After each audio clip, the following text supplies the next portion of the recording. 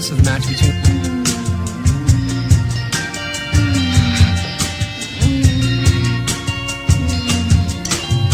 Sometimes people have sex in different ways. Why? And one way is a type of sex called oral sex. It's really good. You know, I don't particularly enjoy it. set the right tone, set the standards. No, it's not one of my favorites. The knowledge and also experience from different people. And Only if you're doing it right. I am very good. Every man thinks he knows which positions women love, but most are completely wrong.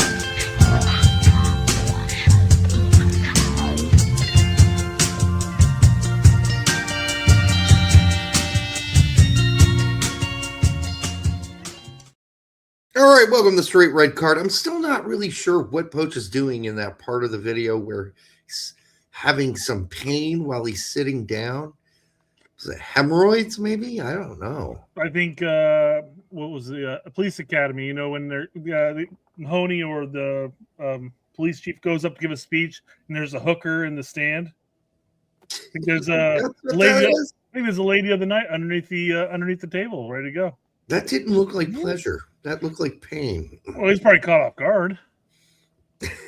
Well, that was a quick thing. He just sat down and she got right to it, I guess. There's that. He's used to the mid-sit and pull-out technique. I guess. I'm not sure what he's used to. But anyway, we got a lot to cover tonight. Maybe we don't. I don't know. We'll find out. Oh, by the way, Brett, I did send and just post the MLS numbers. Got it. Yep, I got it. Okay, good. Because I just remembered I didn't at you on that one. Or did I? I don't remember. Anyhow, Twitter or X or whatever you want to call it, their chat's been down for us non-blue checkers most of the day today. Mm-hmm. Not sure what that is. We're certainly not a priority because Brett's chat is working, so I wasn't able to send Brett any show ideas outside of the ones I just posted on my fucking right up front there on my profile. Anyhow, but yeah, we're going to go through, did Poch make mistakes? We got this question thing that that TAC put out, which I think there's some good legit questions there. And we'll try to answer them about what is he going to do with some of these players. And then we got Yanks Abroad as well, who did what this weekend. Some not so good performances here and there we must discuss because I don't know. I just feel like some weekends I come away and think, who really blew my balls off this weekend? And the answer is not many. Given my schedule this weekend, I actually watched more MLS games. I watched a lot of them too. Just because there's nothing else on, really. I'm not saying that to be offensive, but I mean, what do I have in watching SKC play? Nothing. I have nothing. No dog in that fight. Not interested typically, but, you know, I watched the LA Galaxy game, whatever. I watched part of that game at my parents' house, yeah. They're not doing so good. Hey, and they scored a goal, though. At least one, right? Yeah, finally. That was nice. But they still don't really, they're not looking good. They look a little half broken. Yeah. So, yes, we will be covering tax questions. Half broken. They were completely broken last season. So, yeah, I'm sure we'll take on the Pepe rejection. Oh, I got it pulled up. Don't worry about that. Yeah, no doubt. Also, I want to talk about, I was having this interesting conversation. Just so I can get rid of this comment. And it says, hey, didn't the show start at 8:15? Yeah. Yeah, it did. Of course it starts at 8:15. Jesus Christ. Do you have like a stopwatch going? Hey, we're 20 seconds late. 8:14 and 59:60 late. All right. No, we appreciate you, putting the pressure on. This is good. I was talking to my dad the other night. He did 2 tours in Vietnam flying Huey helicopters. The second tour better because he flew around General Smith, who I think was second or third in command in Vietnam at the time. So that was a little bit more cush job, but still high pressure. You don't want to kill, a 3-star general. It's never a good thing. So you better fly well, but at least he wasn't flying guys into combat, dropping them off and then picking them up later along with the dead bodies, like the first tour. That's pretty bad. And we were just talking about how fucking useless Huey helicopters were. Like, he's like, yeah, they didn't stop any bullets. None. There's at least 0 bullets. All bullets that hit my aircraft went in, straight in. I'm like, how did you, was that like, there's no cover. You're just a sitting, hovering target. It's crazy to me. So how he survived that, and a lot of his friends did not. A lot of the guys in his units did not. It's just insane. There were some. I mean, that can be said about like a lot of the early 1900s wars and beyond, earlier than that. It's just unfortunately for that fact, it's the luck of the draw. The person next to you gets shot, but you stay alive. Yeah, he particularly felt really bad. I know this is really my dad's opening up in his older age about one instance where he was in command of this group of 4 helicopters, and they were going in, and there was one particularly spicy area. He didn't know how spicy it was, right? That would have been more risky than others, and he ordered one of his best friends in the unit to drop down there, a lieutenant, somebody to pick up that group, and he got blown up to pieces. Like, everyone on the Huey got killed going into that landing zone. Yeah, I've never really heard him that emotional before, but it's something to explore as you get older.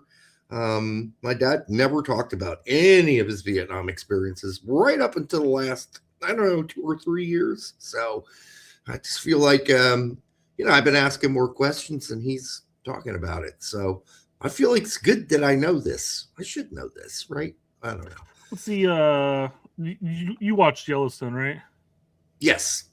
Well, right up until Costner died, and then I'm like, I'm out. I still have to sit down and watch it. I've watched so many clips that I know exactly what happens anyway, so it doesn't really matter. Spoiler alert, by the way. Sorry to the rest of you. No, but that, man, they got all the spinoffs coming off now, man. They're really milking that shit. Oh my God, they are. Forget, they got Marshalls, and then they got the Beth and what's his fucking name? Rip? Beth and Rip show? Yeah. By the way, that Beth chick, I know she's in her 40s or whatever. That's just one of those chicks that I would have no defense against. None. I am incredibly attracted to her from the first time she was on the show. I think she's an amazing. You liked it even better when she had a black eye and a cut on her face, right? No, I didn't. I don't know what kind of sick pervert you think I am. That's funny. But I don't remember the actress's name, but she is just not a natural beauty, right? No, she's good looking. She's really good looking, but not in a Barbie doll way. Oh, right? Sure. She's different.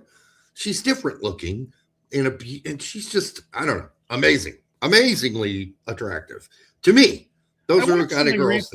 I watched something recently that she was in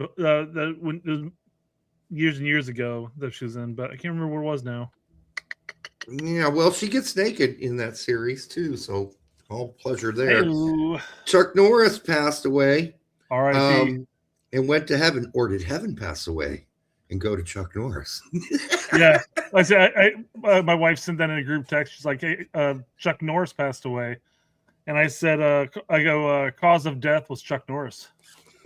Yeah, seriously. Yeah, I mean, he got more famous as he got older. Amazing.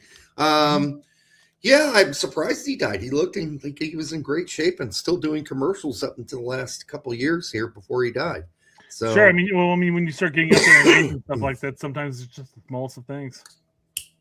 Usually it's like cancer, right? Sure, it's usually, yes. Super progressive, bam, you're dead.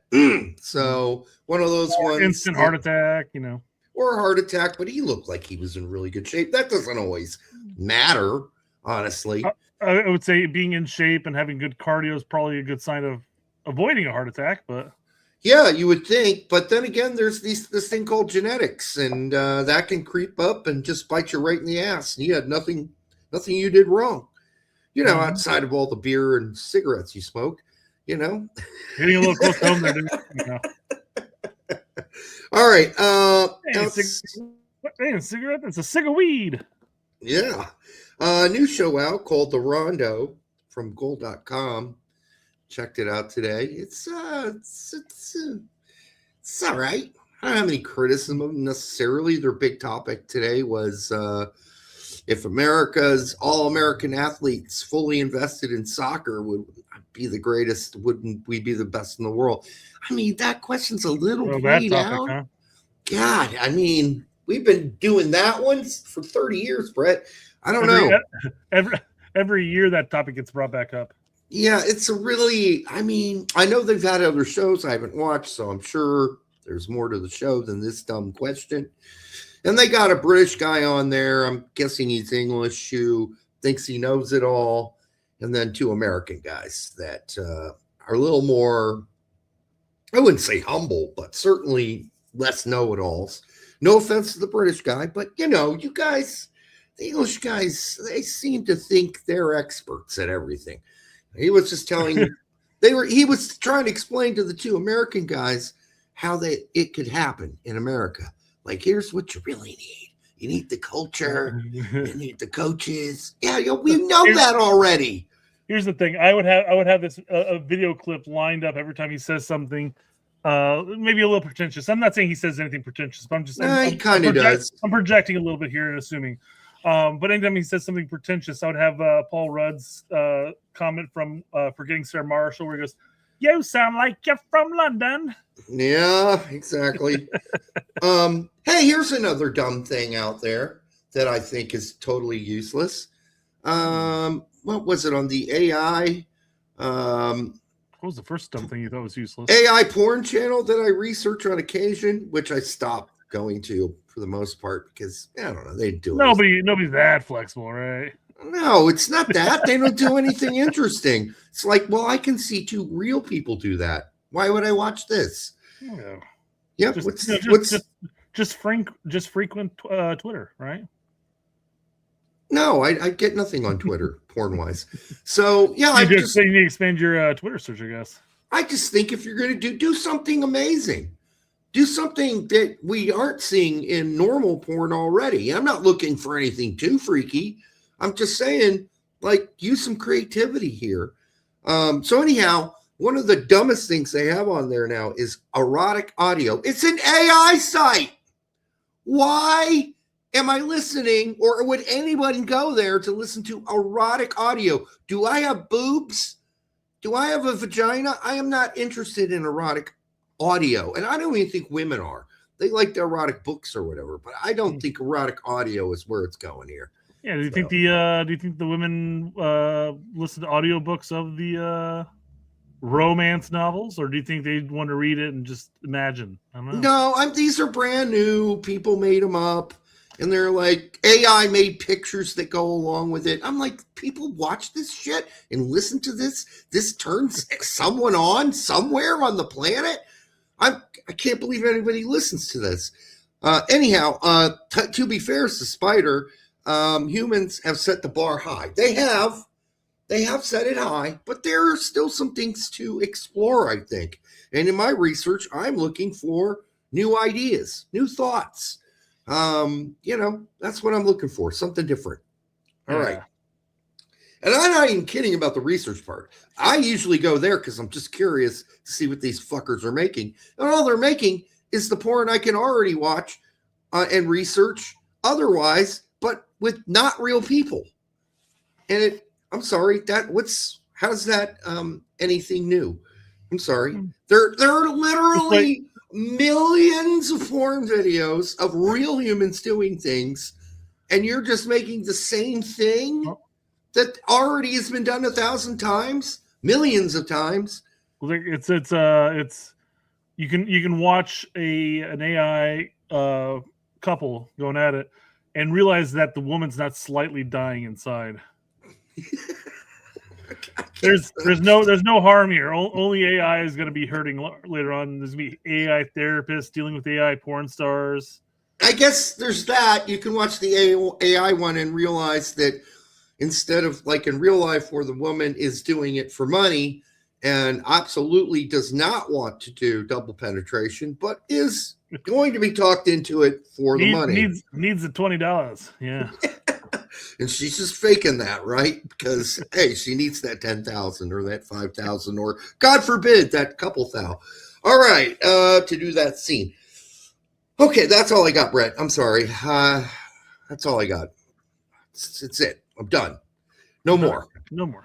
Oh yeah, but for this, I thought this was awesome. I'd never heard of this bird, but this bird is a very horny bird. It's only in New Zealand. Is it a macaque? No, it's not a macaque. It's a yearcock. All right, let's play it real quick. This bird is attempting to reproduce with that man's head. But what? Well, this adorable little... Yeah, that's the bird, and it's the worst bird in the world. It can't fly, right? It has big penguins. It has wings. Can't fly, though. And the only reason it survived was because it's on New Zealand, right? And was on New Zealand for an isolated island, had no predators. Well, when they got colonized, there were hundreds of thousands of these birds on this island. There's only 49 left. Why? Cats, dogs. I thought I was going to say they taste like chicken. They cooked them too, try to make them chicken. Yes, they did hunt them for a while, but mostly it's the cats, as you can imagine. Cats love to fuck everything up. So, well, I mean, in fairness, this is the easiest prey possible. If the bird can't fly, what is it going to do? Can't fly. It actually, when predators come near it, it stands still. That's its defense mechanism. they watch Jurassic Park too many times. Like, oh, it can't see me if I don't move. So unfortunately, I forgot the name of the bird. It's not a kiwi. Kiwis are fine. Is it called the Derek bird? It's not the Derek bird, but that's a great name for it. Like the kiwi. This is like the kiwi's version of the dodo bird. Right. And also has a hard time mating because its mating rituals are depend on accidents to happen. Well, I mean that human's ear is not going to, birth any baby birds. Yeah. Burner says, "Hey, cats eat and kill everything." No, hold on. He put eats and kills. I would say that S on eats is unnecessary, Mr. Brenner. Yeah. I'm just kidding with you. Well, what I'll say is they don't eat everything they kill either. I've got 2 neighbor cats that are predominantly outdoor cats. Mm-hmm. I love that the fact they're outdoor cats because they kill all the voles, the mice, the bats. Oh my god, I've picked up a couple bats. I've killed squirrels. All these fucking rodents can go to hell. Oh, the squirrels. And you know what? Those cats do not eat a single thing because they get food from their owners. Right, they're just killing. They're killing for the shits and giggles. Yeah, it's a natural instinct. They can't help it. All right. So, all right, here we go. I'm just kidding, Brenner. Don't worry about it. Is the cockapoo. There it is. The cockapoo, which is a very funny name for a bird who has a very hard time mating. Their mating rituals are very weird. In the days when they were extremely populated, a female and a male would just bump into each other and do the nasty. Now there's only 49 of them, and they're having a hard time bumping into one another. So there should be a W here. It should be the cockapoo.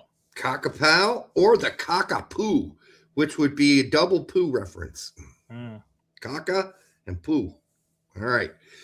Yes. Anyhow, just thought I'd introduce this bird to our audience. And for the almost 100 of you here now, make sure you like, subscribe, and share it with your grandma. Thanks to all the regulars here as usual. If you're not a regular, hey, don't be afraid to post. After all, some of the most venomous of our posters is not art. Well, they're kind of taking a break right now for certain reasons. Yeah. So do yourself and nature a favor and adopt a cockapoo. You can't. They're only in New Zealand. That way we can make sure that their species survives. Well, you'd need to adopt 2 of them, Brett. You're lucky you'd get 2 guys. And a female and a male is what you need to reproduce. I don't know if you had this class in high school, but you need different. I mean, you have kids, so I suspected you might know this, but you do need a male and a female. There's self-pollinating flowers and trees. I just imagine that there may be some self-pollinating birds out there. Who knows? Yeah, I believe the platypus is the only thing that can fuck itself. Pretty sure on the mammal range and the bird range. All right, what else? Let's move it along, I suppose. Move it on from that cockapow. From the cockapow. Fascinating. It looks like a really Speaking jolly, of happy bird. Yeah. Speaking of birds, I can't tell. Derek, you gotta help me out. Is this real or AI? AI.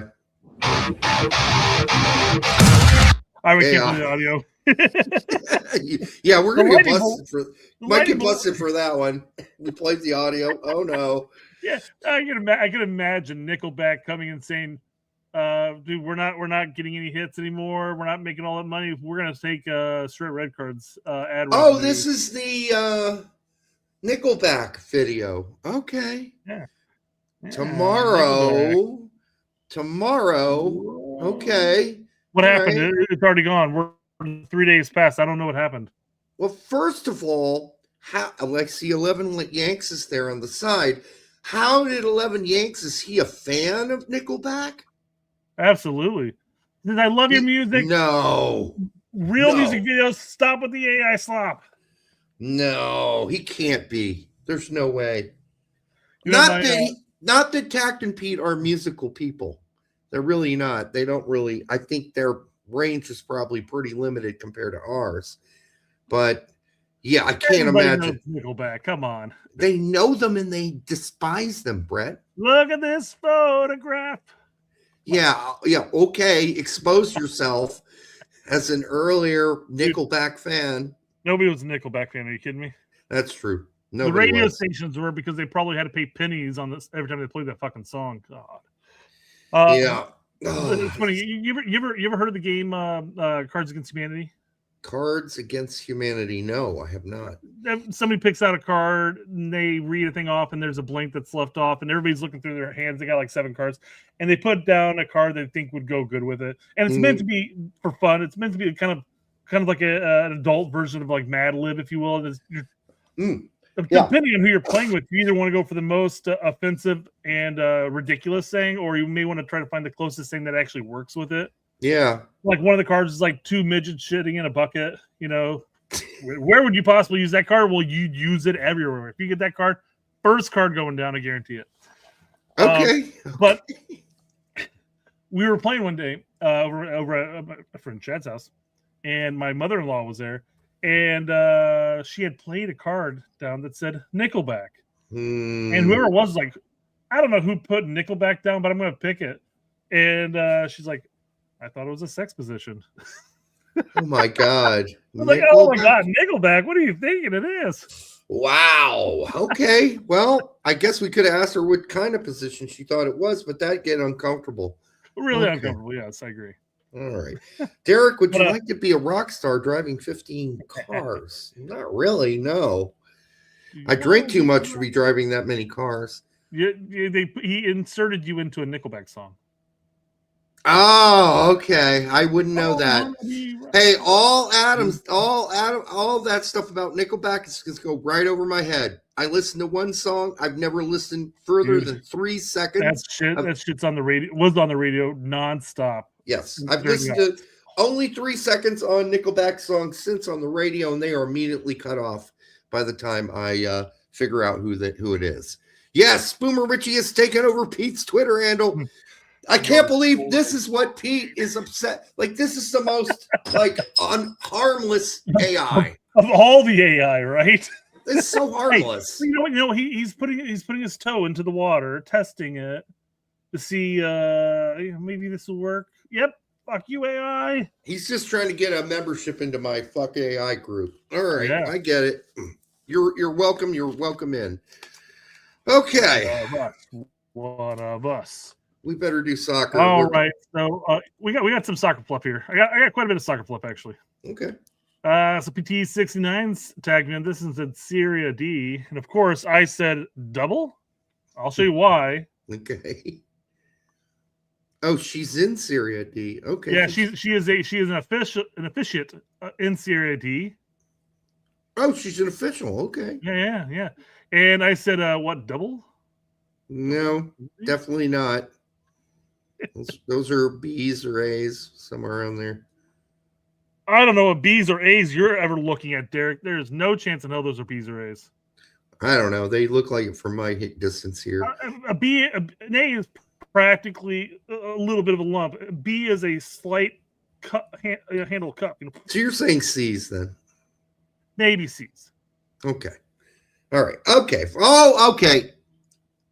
Yeah, I guess if I look a little closer, it's a decent handful. I'm just saying. Kind of hard to see from this distance and this small. They don't look that big here. From they're not going to give you a black eye or knock you out or anything like that. But you can't. But you can definitely motorboat the shit out of it. You could motorboat them. Yeah. All right. Yeah. I feel like I may want to go. You may start watching some Serie D. Who has that? Is that Paramount? Paramount has that too? No, I don't think so. No, I think that's cut off at B. Yeah. Anyhow, I'm not a big boob guy. Anyhow, never have been. Boobs are nice. That's a bonus, but it's not make or break. I agree. Shape is more important. All right. Okay. Where are we going next here? Oh yes, this is a video of somebody who's been busted. I'm not sure. Busted. You've seen the videos of especially of the green light that's always trying to blind the goalkeeper. In this case. Yeah. What an annoying little putz. God, can you imagine how sad a person's life and what he has to go through in order to do that to somebody, right? Well, I gotta say, people with IQs of 80 and below, they get very excited about some very basic things. So this probably gave them a woody. Derek, this may have came off as a very sexist comment then, because it was a chick. Oh, well, gave her a clitoris woody. Micropenis, if you will. That doesn't make me a misogynist. Just whoever's doing it. You're talking about how dumb. How dumb women are and how low IQ they are. No. Whoever did it is dumb. Doesn't matter what sex. Yeah. They could be born with a penis and a vagina, for all I know. Whatever it is, this is dumb. And it's just like, if you're getting jollies from this, really? Come on, man. What are you, 4? Are you 4 years old? She's not 4. She's clearly a teenager or older. Anyhow. Let's say like early 20s. Yeah. Area. If she's in her 30s at this point, she's aging well. If we were allowed to use the R word still, this would be a good one time to use it. I was expecting a man. Yes, we mostly expect men to do these dumb things, honestly. Yes. Joey, I don't know if that wood is for the half-faced chick we see here or for the Serie D with the C's. I don't know. Wrong wood, Brett. All right. We're really laying into the 100% male audience that we say the same shit. The 0.01% that come in like, hey, what's this show about? Oh, those are C's. No, they're B's or A's. Okay, well, I'm checking out now, guys. That should not make you check out generally, but okay. Imagine that. Laser chick she is, Joey. All right, what else we got? Derek, we've become a proper soccer nation. Yeah, first trailer for Peter Farrelly's Balls Up with Wahlberg and Hauser. Film follows 2 marketing execs who pitch a bold full coverage condom sponsorship with the World Cup. This sounds really interesting because they are necessary tools. We can't play it, unfortunately. No. I was trying to find a picture of. There we go. There we go. Balls Up condom covers the balls and everything, and it's it covers the balls. Until 2025. All right. Well, this product's already ridiculous. I'm not covering my balls. And it continues all the way down your shaft. Past the balls. There is no real shaft after the balls. It really ends there. Really insert there, right? I mean, that would just squeeze them and make them extremely uncomfortable.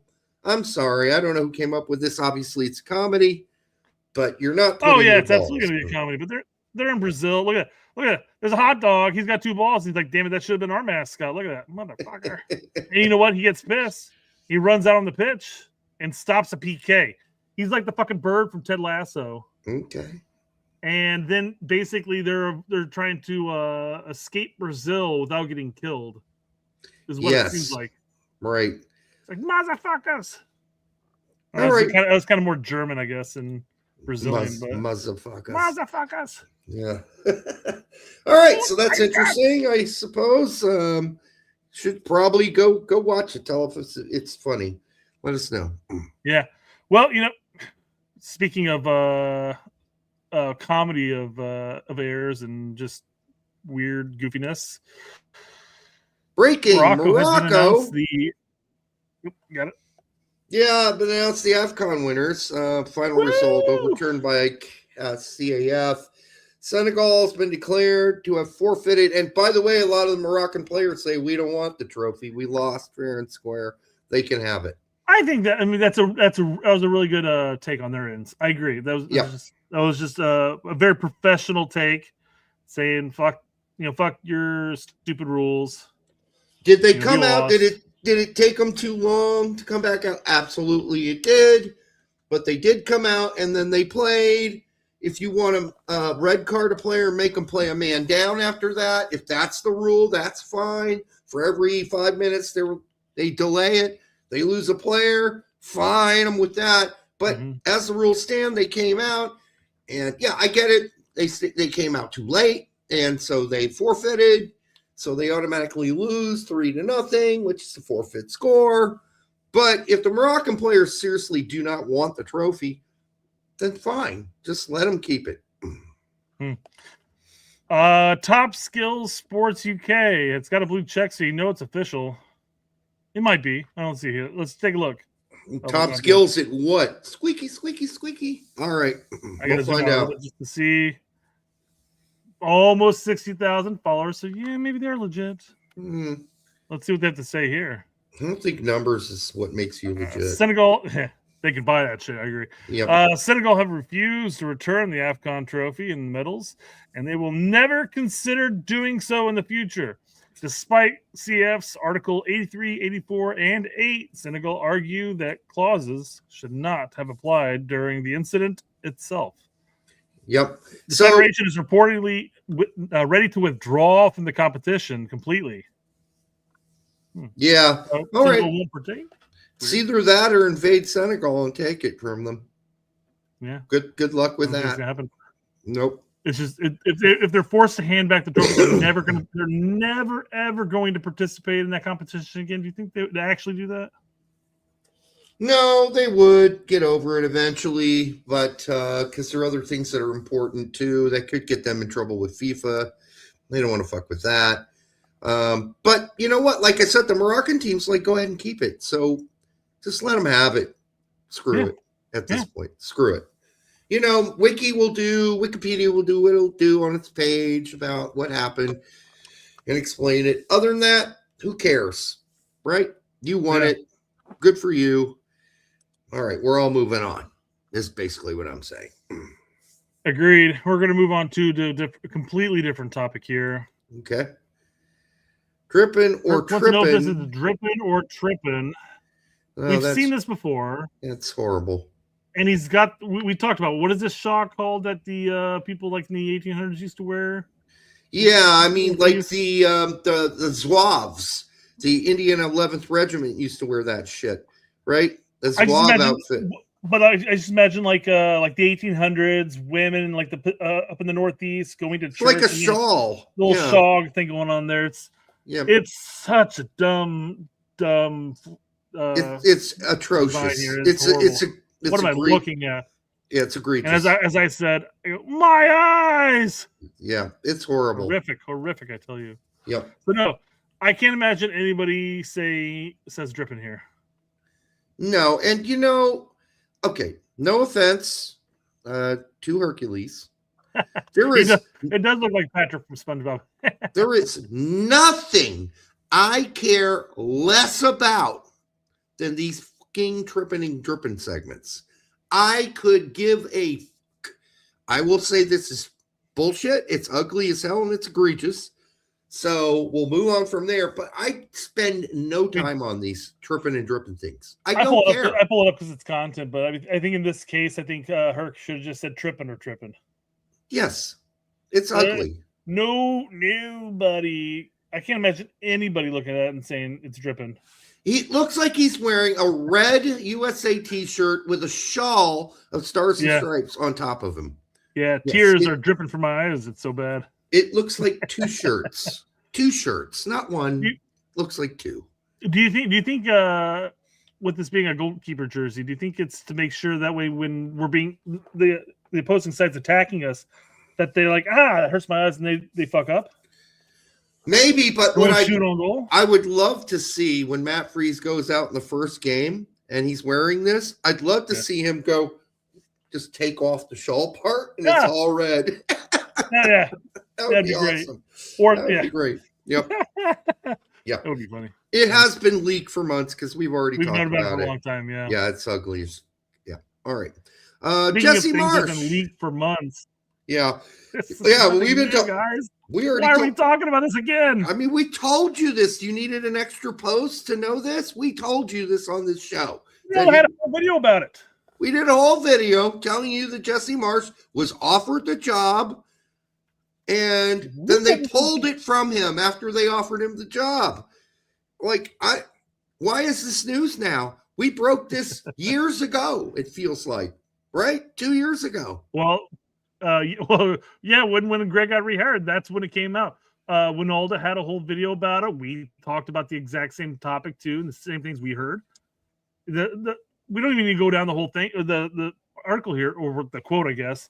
Basically, the gist is, and this is what we reported, what we talked about at least, and the other people talked about it, is that he was offered the gig, and he was at Leicester, I guess was what I read here. It was actually at Leicester, going for that gig, when he was basically told, hey, you got the job, and he bailed on Leicester just for the players, hypothetically and allegedly. There we go, allegedly.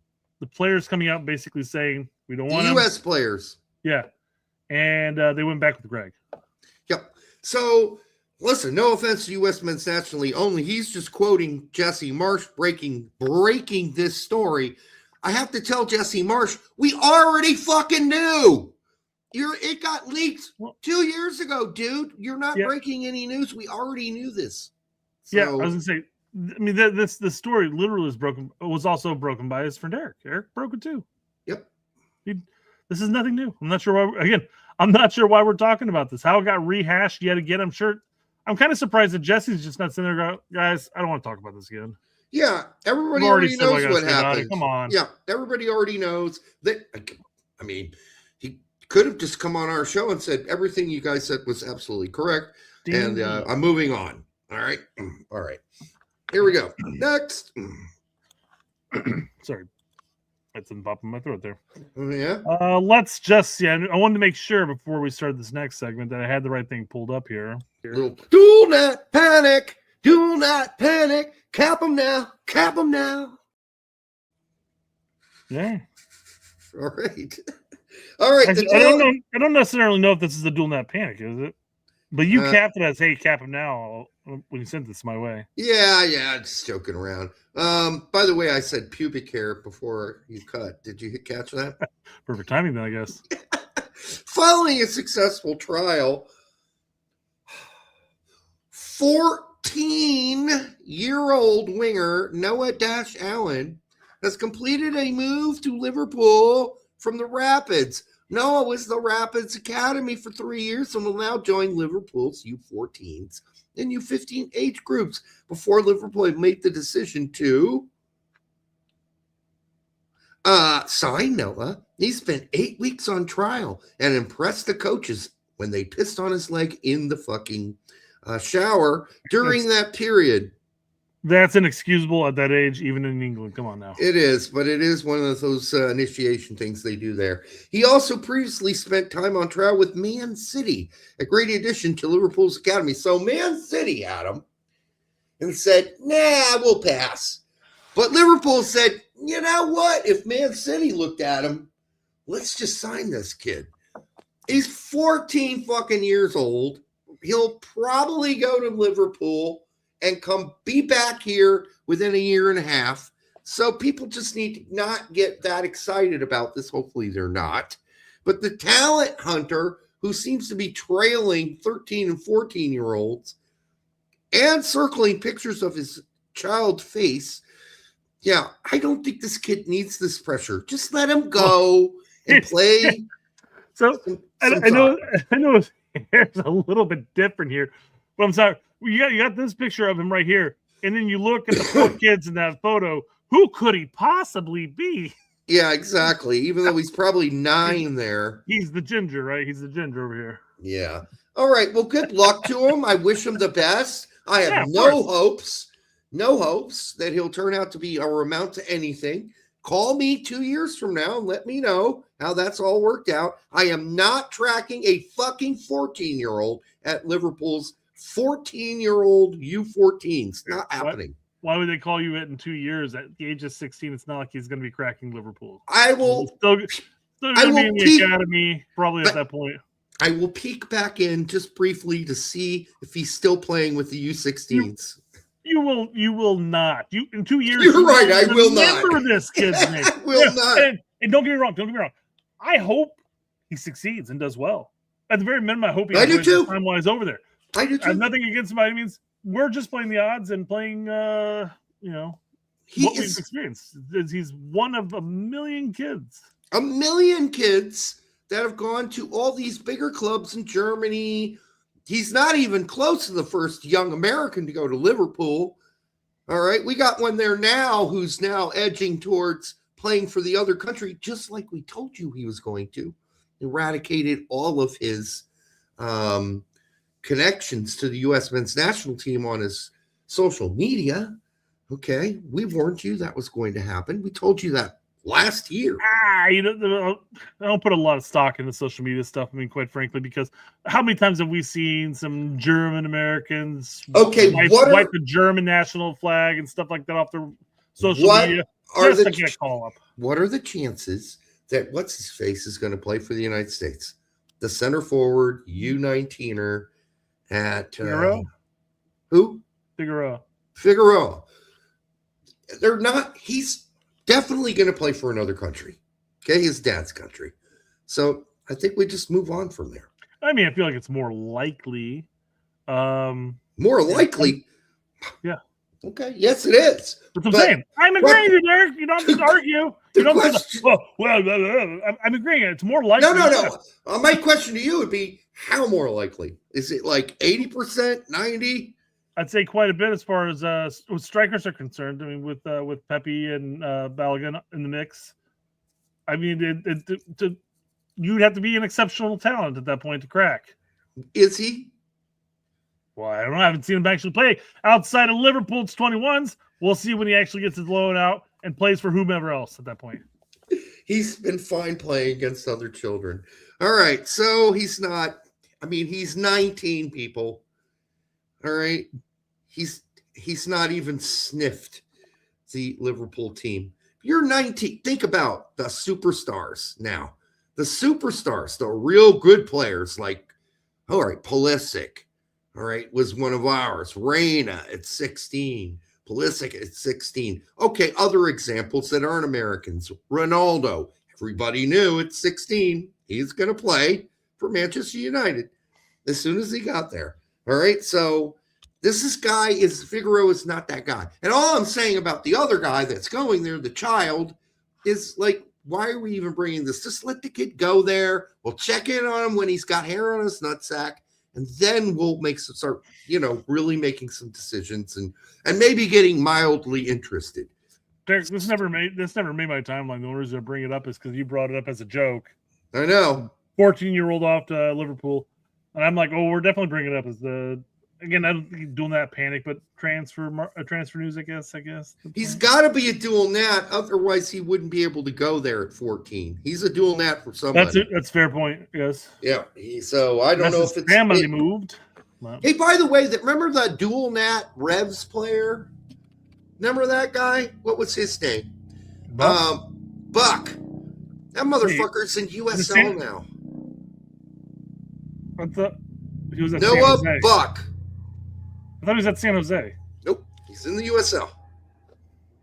How do you fall that far? Just wondering. Is it Noel Buck or Noah Noel Buck. Buck? It's Noel Buck, yeah. Yeah, Noel. I mean, how more British of a name can you get than that? He should join a band and start singing or something.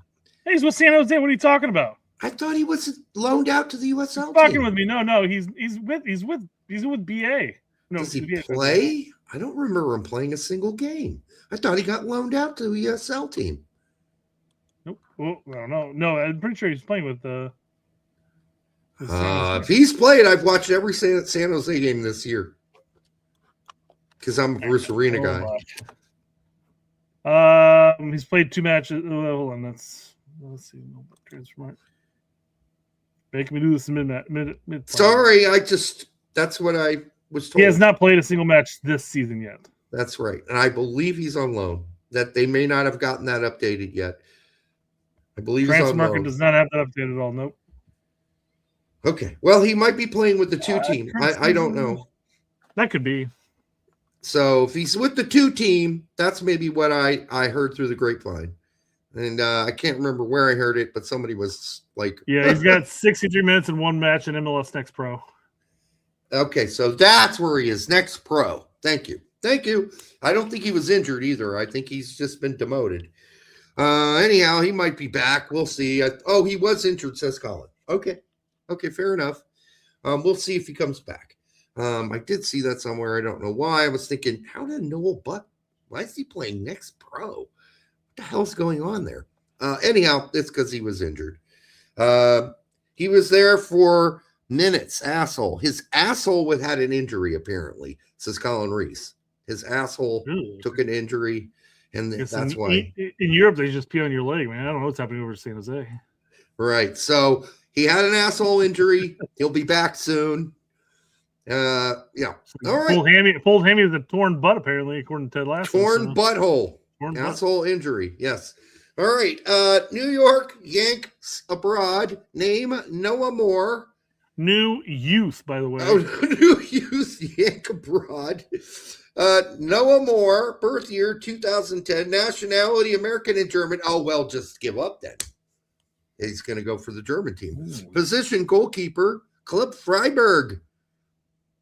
Okay, he's very young, guys. Yeah, we mean, well, he's got to be looking. What is that? Is it the Bayern goalkeeper supposed to do? I mean, he's like 19 or whatever. And he's like, oh man, I see no chance. Yeah, he's still going on. Okay, well, anyhow, we'll see about how this works out. Again, this is a very child-looking person. 16, of course, is a child. I mean, he looks like a child. 16, you got hair on your nuts at least. But, other than that, he's got a long way to go because guess what? His prime years as a goalkeeper will be 10 years from now. Starting 10 years from now at the age 26. Okay? All right. But great. Cheers. I'm drinking my usual best beer, domestic beer in the world, which is Three Philosophers Amagang from Cooperstown, New York, at what would that be? A 9.7 alcohol by volume. All right. Miles is awful. I'm guessing I know which Miles you're talking about. Man, I polished up my drink. We're talking about alcohol here. Yeah. Man, the vodka, the cheap vodkas. Mm-hmm. They have been changing like crazy. Changing. I went to my liquor store. I've been getting all my my garbage vodka from the cheap shit that comes in a plastic bottle that I just mix with shit and I don't care. Like Pop Off? Oh, if only Pop Off. Jeez, at this point. Oh, okay. I mean, God, I went there. You used to be able to get like Skull for like $10. Okay. Skull. And then I was like, okay, well, like I went and looked. The one that I've been drinking Swigs vodka, which is just garbage tier plastic made in a bathtub vodka. But you know what? It's 40 and then I get fucked up regardless. Doesn't matter. But yeah, you might go blind too. Who knows? I'll take the chance. Why not? Save a couple bucks. Right. And you used to get like the Kirkland vodka, which is in comparison to like Smirnoff or whatever, the cheap Kirkland stuff. which was like $13. I'm like, oh, that's not bad. Now it's up to like $16. Fucking Skull was $16. I'm like, God damn, Swigs was sold out. I couldn't get any Swigs anymore. So I got this distilled by label vodka. Where the fuck are you buying your liquor, dude? Pop off still $10.99. Nah. For the big boy. That should change unless you find it quote unquote on sale. Yeah, go to. It's always on sale at Myers. Always. And well, no, dude. I mean, I've even looked at Skull. They used to have a Skull for $10 all the time on sale at Meyer. And then randomly you go there and get some cheap crap vodka, and it's like $16. I'm like, geez, I might as well fucking buy Smirnoff at this point. Big Red. It's still $10.99. Yeah, well, until it's not. That's the point. Yeah. Anyhow, I don't drink it straight. Nor does anybody else. Barcelona. So I haven't drinking anything like that. The last time I drank that kind of crap vodka straight was Kamchatka vodka down in Bloomington. Yeah, that's gone. You can't even find Kamchatka. You can. Kamchatka's gone. Yeah, I think. Yeah, it's an Audi 5000. All right, what else we got? Oddly enough, despite the fact that it's alcohol, COVID killed it. And that was the thing. They're like, "Oh, you want to kill COVID? Drink liquor." I'm like, "Oh, cool though." Doing that already doing it. Yeah. Okay. What else we got? Transfer news. Transfer news. Who's getting mounted on transfer news? Who's getting over on transfer news? Transfer news. Everyone loves that transfer news, but me. Whatever. Right. Spider's Lawn says Kirkland vodka is pretty good. My wife prefers the $13 bottle over the $20 bottle. And the $20 bottle is considered the Tito or the Prime, Goose, if you will. Which, whatever. I mean, but she's like, I like the $13 better. I'm like, sold. I'll happily buy that. Save $7. I'll buy a bottle of Swigs vodka and we'll get 2 bottles for the price of 1. Yeah, absolutely. I didn't even know about Swigs. I've never heard of that. Nobody knows about Swigs. Are you kidding me? I think it's just that one liquor store that gets it. And oddly enough, it's distilled down in Bloomington. But now Swigs is gone, and I get this distilled by labeled vodka, which is also distilled in Bloomington. So I don't know if they changed their label or not. Is this Cardinal Spirits doing weird things behind the scenes? Possibly. It's possible. Yeah. This is great news. Much needed playing time for Josh Winder because Josh is closing on a short-term loan to the Crew. Per multiple sources, Winder 20 has made 1 senior appearance for Benfica. That doesn't look like that's ever working out. So yeah, go somewhere and play somewhere. I'm sorry. I'm just looking at it going like, I said ouch. I forgot who tagged me in this, and I replied, said ouch. Simply in the sense that a short-term loan to MLS is not going to be a short-term loan. It's going to eventually be a purchase. He's going to be back in MLS. And quite frankly, if you're playing in MLS instead of sitting the bench in Benfica, that's good. That's actually a good thing. But if there was a promising talent in the sense that Benfica was looking at him going like, well, he's an option for the future. We just need to develop him. He would have found another team in Portugal. Yes, he would have found a lower team for a loan. He would not just be not even on the bench for the most part for Benfica. So, yeah, I mean, it's time to leave. None of these loans or none of these signings to Portugal have really worked out much. Parks got to play a bit, right? Mendoza, but generally, is it Mendoza? Who's that? Mendez played for a couple seasons before he we'll go back to before he went to Liga MX. Vizela, he played there for a while. Yeah, I mean, I guess. Freddie Adu, come on. That was up and down. So no, Josh Winder, Mr. and H2627 is not going to make a late push for the U.S. men's national team. Brett's finding that funny, but no, he's not. Listen, he doesn't play. He hasn't played. He's been at Benfica, which seems like forever. Gone through some injuries too. He's not a proven player. His brother might be a more proven player at this point than he is because he plays in MLS. Well, I mean, and quite frankly, this is going to be a discussion we're going to have later, of course. But basically, if you haven't been a part of any roster at this point, unless you're just an exceptional talent, consider yourself a 2030 candidate instead. Right. Now, Julian Vivas, which we got to get to, is he paid for something here, says Winder's career for U.S. men's national team over? No, not necessarily. I don't think it's over. I just think it's unlikely. And well, unlikely in the sense of happening right now. Well, it's unlikely that it ever happens because that's just the reality of things. But I mean, look at what happened with Arson. Was what, 24 before he made his debut? I'm not saying it's impossible, but Arson is a really odd late bloomer case, right?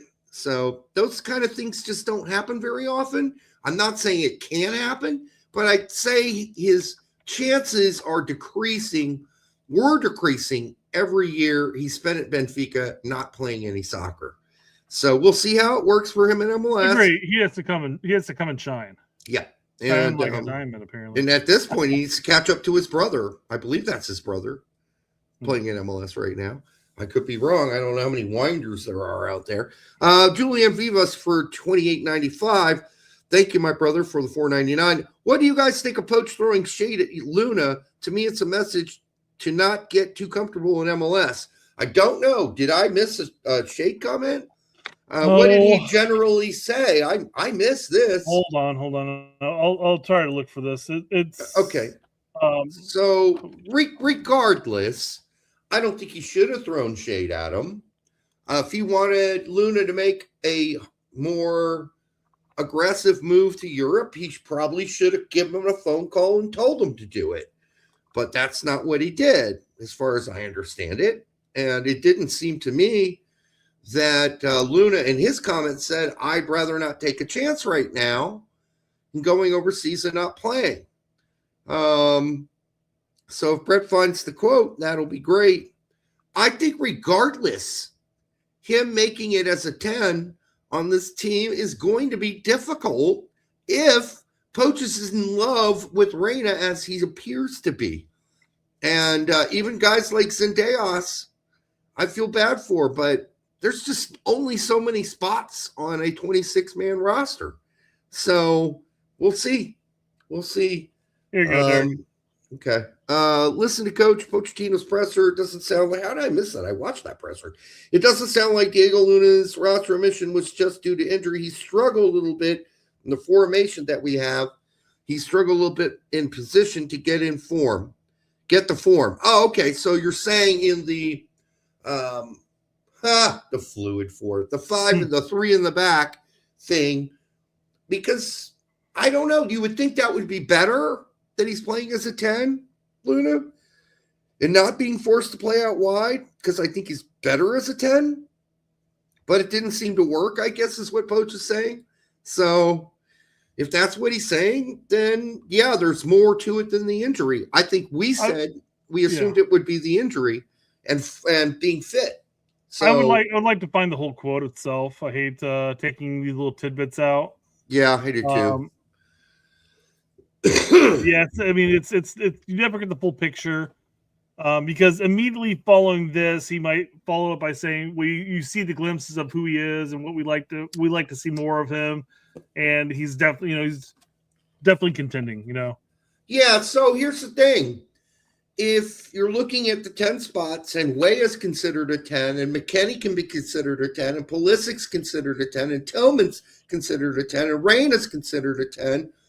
We're running out of places for players here, because I think all those players are locks for the most part, except for Reyna, but even it looks like he might be too, because Poch told the media that he's special. He's a special guy who can do special things, and that's why we brought him.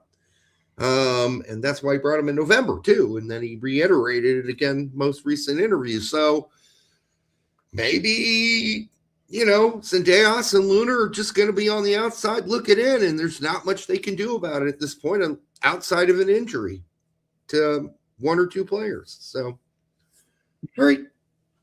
So that's what I think of the shade. I don't think that's shade. I think he's just reporting what happened. So, I mean, is that shade? I don't know. Poch can say what he feels about how he feels every player's doing within the system that he is playing with. I think that's fair for a coach to do that. It's not like he said, well, Luna garbage. sucks. He's garbage. He's crap. You know, he didn't say that. He's just like, he struggled. He struggled a little with the 3 in the back thing. Well, and he was super praiseworthy. I mean, he's been praiseworthy of Luna in the past. Don't get me wrong. I'm not going to make that argument that he hasn't been. But the most recent window, he was super praiseworthy of Reyna. And they're all contending for either that dual 10 or the outside option for 4-2-3-1 or whatever. And or let's 4-2. Well, let's be really clear here, because somebody's saying the only way he's going to make it is to play out wide. He doesn't play back. He's not a left wing back. He's not a right wing back. Those are not positions you're going to throw Luna into this late in the game. Weah can play right wing back and left wing back, and a 10 and center forward. But I think they're talking about if you play more like a 4-3-3 type formation, some variation of that, where we play with like 2 wing strikers up top. You know, I don't necessarily come back so that. much. I don't know if it will happen or not. Yeah. I think Poch has been pretty consistent as far as playing with more or less the dual 10, if you will. Yep. You know, two offensive minded players, and I think Luna plays fine in that role too. I think early on in Luna's tenure, I think Poch had him playing in a role where he was coming back a lot on the right wing for at least a match or two, and everybody's point was like, why is he sitting back? Why is he getting back so far? Yeah, so I think he's competing for those that 4 to 5 player spot roster spots that are going to be competing for those, that basically a dual 10, if you will. Yeah, and the only reason I put Weah as a potential 10 is because he was listed as a forward, but we all know that's bullshit. Right? I don't think he really thinks of Weah as a 10. I think he thinks him as an outside back, and I think he's way more likely to play right wing back than any other position out there. So, well, I think if we're talking about, again, where Pulisic and Weah are playing more out wide, up higher and you're playing like almost like a 4-3-3, then yes, Weah would fit more in that role.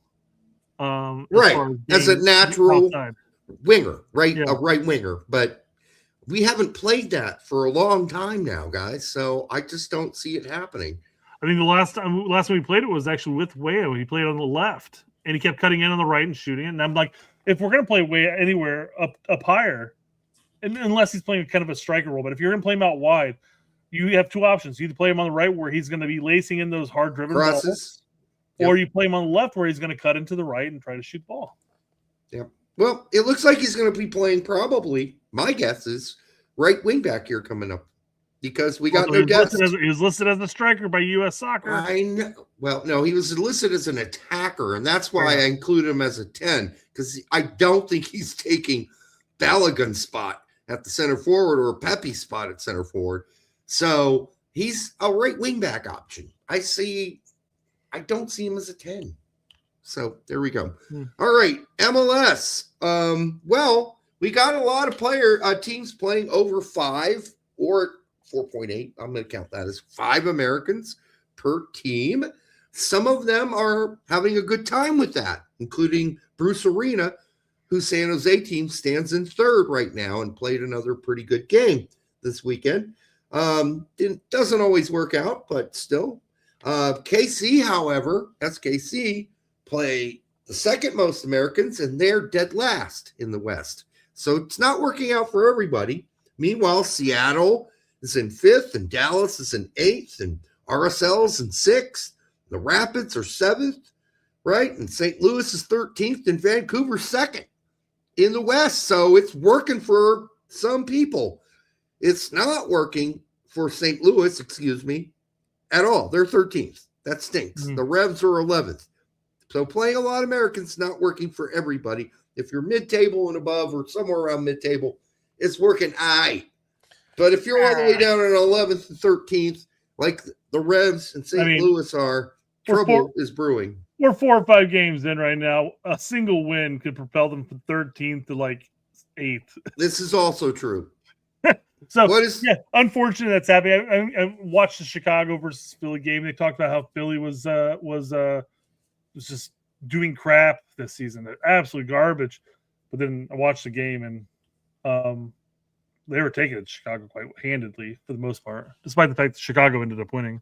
Yes, I know. I watched that until I switched to another game because I wanted to watch Captain Sullivan absolutely destroy Chicago, and that didn't happen. Destroyed. Yeah. It didn't I happen. didn't pick up on the sarcasm until I started talking there, Derek. My bad. The Wonder Kid did not Wonder Kid. All right. He had a couple of decent moves and stuff, but as a whole, I was watching the game and I was like, I know where he's at. I'm just not seeing him do anything. I did, however, see him do this. He went in on our center back. Yes. Here he goes. Bam. Well, it shows some toughness. That's for sure. Well, and then here's the thing. I mentioned this too. This is somebody else's talk. I think this is actually the post I posted to you. I go because Superior U.S. men's national team said "quote unquote" get up. So I'm guessing Kevin must have said that. The tackle was tackle as if you're in English football. He didn't raise the elbow either. He tucked it in, mostly shoulder. And I said he dipped his shoulder. No intent to get the ball. I don't mind the physical game, quite frankly, but if Kevin's going to play that, he has to accept the fact that he's going to get those type of hits back. Yeah, he's going to. He's going to get clobbered. He's going to have to accept it. He's a tough little kid, though. That's fine. He's no wussy. I will say that, yeah, I'm all for him being physical and getting a foul on occasion. It's all right. Oh, you know what? I didn't fault. I mean, I didn't fault him for that tackle by any means. Yeah. I'm fine with the physical aspect of the game. I just want the league and I just want him to understand that if you're going to play that game, you're going to have to accept that game. And he's going to take some hard tackles, some hard hits that might not be the most clean of tackles or hits. He's pretty quick, so I don't typically see him get caught enough to be shouldered out. So, but we'll see. That could change. He's not looked out of his depths, but he's not blowing anybody's dick off. Let's just say this was my first match watching him playing. I don't know. It's my third. Was this his actual first start though? No, second for MLS. Okay. But he also started the one of the Champions Cup game thingies. Champions. So he's a young player, 16 or whatever. He didn't look out of his depth. He also didn't look head over shoulders better than everybody else out there. Yeah. So, I wasn't blown away by it, but then again, I have to take into consideration his age, quite frankly, and use that comparing that he's going to be playing players that are 10, 12 years, sometimes 12 years older than he is. Do you think he's going to grow anymore? Maybe a little bit. God, his brother is so much bigger than he is. I was going to say he's smaller than his brother, so that's what I was going to say. Just he might have a spurt. He's 16 years old. That's fair enough. He has a couple more years of growth available to him. I stopped growing at about 17, so he's got one more year, maybe a spurt. I don't know. I'll say I'm from 15 to 16. I think I jumped about 6 inches. Mm-hmm. Me too. I went from 5'3" to 5'11". So yeah, it's possible, but by 17, I was done. Right? I was done. So I don't know how much longer he's got to grow. I don't think he necessarily, but he's not. If you're messy, you don't need to grow. Otherwise, in this game, this day and age, it's important to be, I don't know. I think it's important to be a little bigger than 5'5" or whatever the fuck he is. Small. He's very small. He looks physically so much smaller than everybody else when you watch the game. You're like, that's a kid out there, right? Yeah. All right. So there's that. I wish Kevin the best. Philly suck. They stink. They really stink. And they have one of their better youth players still playing MLS. The youth MLS team. What's it called? MLS Next Step? Next Pro. I fucking hate this. I hate the name of that shit. I will never remember anything as stupid as Next Pro. What does that mean? And then these fucking morons that are calling the games are always talking about, I heard it 3 times this weekend. They've really made a really good path. A path to whatever the quote is, the path to, what is that? The next step or whatever, the path to growth, the path to whatever. They are all saying it. All these nimrods have been obviously told to use the marketing language of MLS Next Pro. Yeah. Stop. Just stop it. Quit making me barf in my mouth while I'm watching MLS, please. Don't use their language. If you think he came up through the youth program and that's great, say that. Do not use the marketing language of MLS. Please stop it before I drive to wherever stadium you're calling the game and fucking punch you in the face. All right? You don't need to suck that much MLS cock while you're calling a game. Just call the fucking game and stop using the marketing language of MLS. Please, God, stop it. Thank you. That's my request. Path to whatever it's called. I don't know. Whatever. Yeah, stop it. All right, what else we got? Pull up here. Let's see. We just did that. Get that out of the way. Julian L scored his 4th goal of the season. Yeah, well, But I'm seeing something strange about this game here. it's an afterthought, dude. I I don't know what watched it. is. New York Red Bulls got their asses whooped. And I will say this much. I was talking to Will early in the season. He was really excited about all the youth guys that were going to play for New York Red Bulls after the first 2 games. And I told him, I said, Will, I need you to chill. Don't get too excited because this shit is going to catch up to New York Red Bulls and Michael Bradley. You don't play this many U18 and U19 players and have a consistent season. Young players are inconsistent. You're going to win some, and then you're going to get your ass clobbered on certain games. And they do play quite naively at times, New York Red Bulls. They play some naive soccer. And that's not Michael Bradley's fault. He's doing what he can, but they make bad decisions because they're young. I was going to say, when you play young players, you get that naivety behind it. Yes. So, as And H says, Michael Bradley honeymoon period now over. It is or rocky. It's not rocky yet, but I think they've seen like, okay, this is going to work against some shitty teams we played earlier on because the teams they played early on suck. But when you play better competition and more veteran competition, you might get your ass whooped. And that's what happened. I watched this game. You can be happy for Julian Hall for poking this one home. It was a garbage goal. Good for him. But, yeah, there are going to be times this season they're going to struggle. Absolutely. Mm-hmm. Yep. They were struggling so much they brought the ancient center back in. Former U.S. men's national team player. I haven't seen him play for, it seems like ever. What's his face? The redhead. For Red Bulls? Yeah. He used to play there alongside of Matt Miazga. Tim Parker. Parker, thank you. Yeah.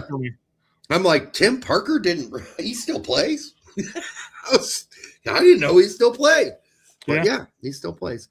All right, Fulham reached verbal agreement. No, that's over. Not happening. Well, I know I was going to build a narrative here that they've reached this agreement. It was going to happen. $36 million was going. We talked about this in previous weeks about how people were like, "Oh God, I hope he plays." Well, you're not going to spend $36 million and not play, guy. Yeah, Fulham wanted to be able to pull out at the last minute in case Pepe got another injury that was serious and he'd be out for a year or 9 months or whatever it was. They wanted the option for that. And yeah, PSV just said, Ernie said, no, we're not doing that. Either your dick's in our cunt or it's not in our cunt. And it seems to me that you don't want to stick it all the way in. And if you don't want to stick it all the way in and make a full commitment, we're not willing to pay you for it. Was the idea that they were going to make the bid and he was going to join after the summer? Yes. So I guess they can revisit this during the summer. Revisit. Yeah. I don't know if it'll be the same amount of money. We'll see. Maybe it'll be more. But after watching PSV play the last 2 fucking games of the season where they have basically become mental midgets and lost to 2 relatively crappy fucking Dutch teams in the league, including the last one being near the bottom of the table, I don't know what the is going on at PSV. And Pepe did not play well either. The whole team looked like shit. So get over it, guys. Whatever you're going through, maybe it's like, oh, we already won, so we can just go out there and jerk off. Well, I want to see you play for real because I want to see how Pepe can do. And I want to see him score some goals. So everybody better get back on their bike and start playing for reals. You know what the sad thing is? I'm looking. If you look at just the stats for the game, here, I'll pull it over here. If you look at just the stats for the game, it's not like, and I know stats aren't necessarily a good telltale as far as how the game goes. Not always. But I mean, they didn't really outshoot them. They didn't put that many more shots on target. They barely had dominance of possession. I mean, fouls, it doesn't really matter. We're talking about Telstar. Yeah. I mean, okay, if this was like Ajax or, Feyenoord, okay, we could have a discussion here. This is absolutely not acceptable, the way PSV played that game. So they better figure it out. I'm not tuning in anymore if this is how they're going to play for the rest of the season. I'm not watching that horse shit ever again. And it's 2 games in a row, Brett, that I tuned in for that bullshit performance. I just had the NEC game pulled up there. Yep. So the deal's off. I would expect the conversations will begin again. Fulham should know better than asking for a pull-out phrase, a pull-out line in the contract. Yeah, if Pepe gets injured, we want to pull our dicks out. No, that's not how it works. Once you stick your dick in, you got to be committed. You don't pull out. Okay? You should watch more Norwich. I understand they're a lot better now. I've seen the results. I'm not watching anymore, but they sure look a lot better. Brian, there is no calming my nuts. That is not how this show works. If you've been around here long enough, you should know that.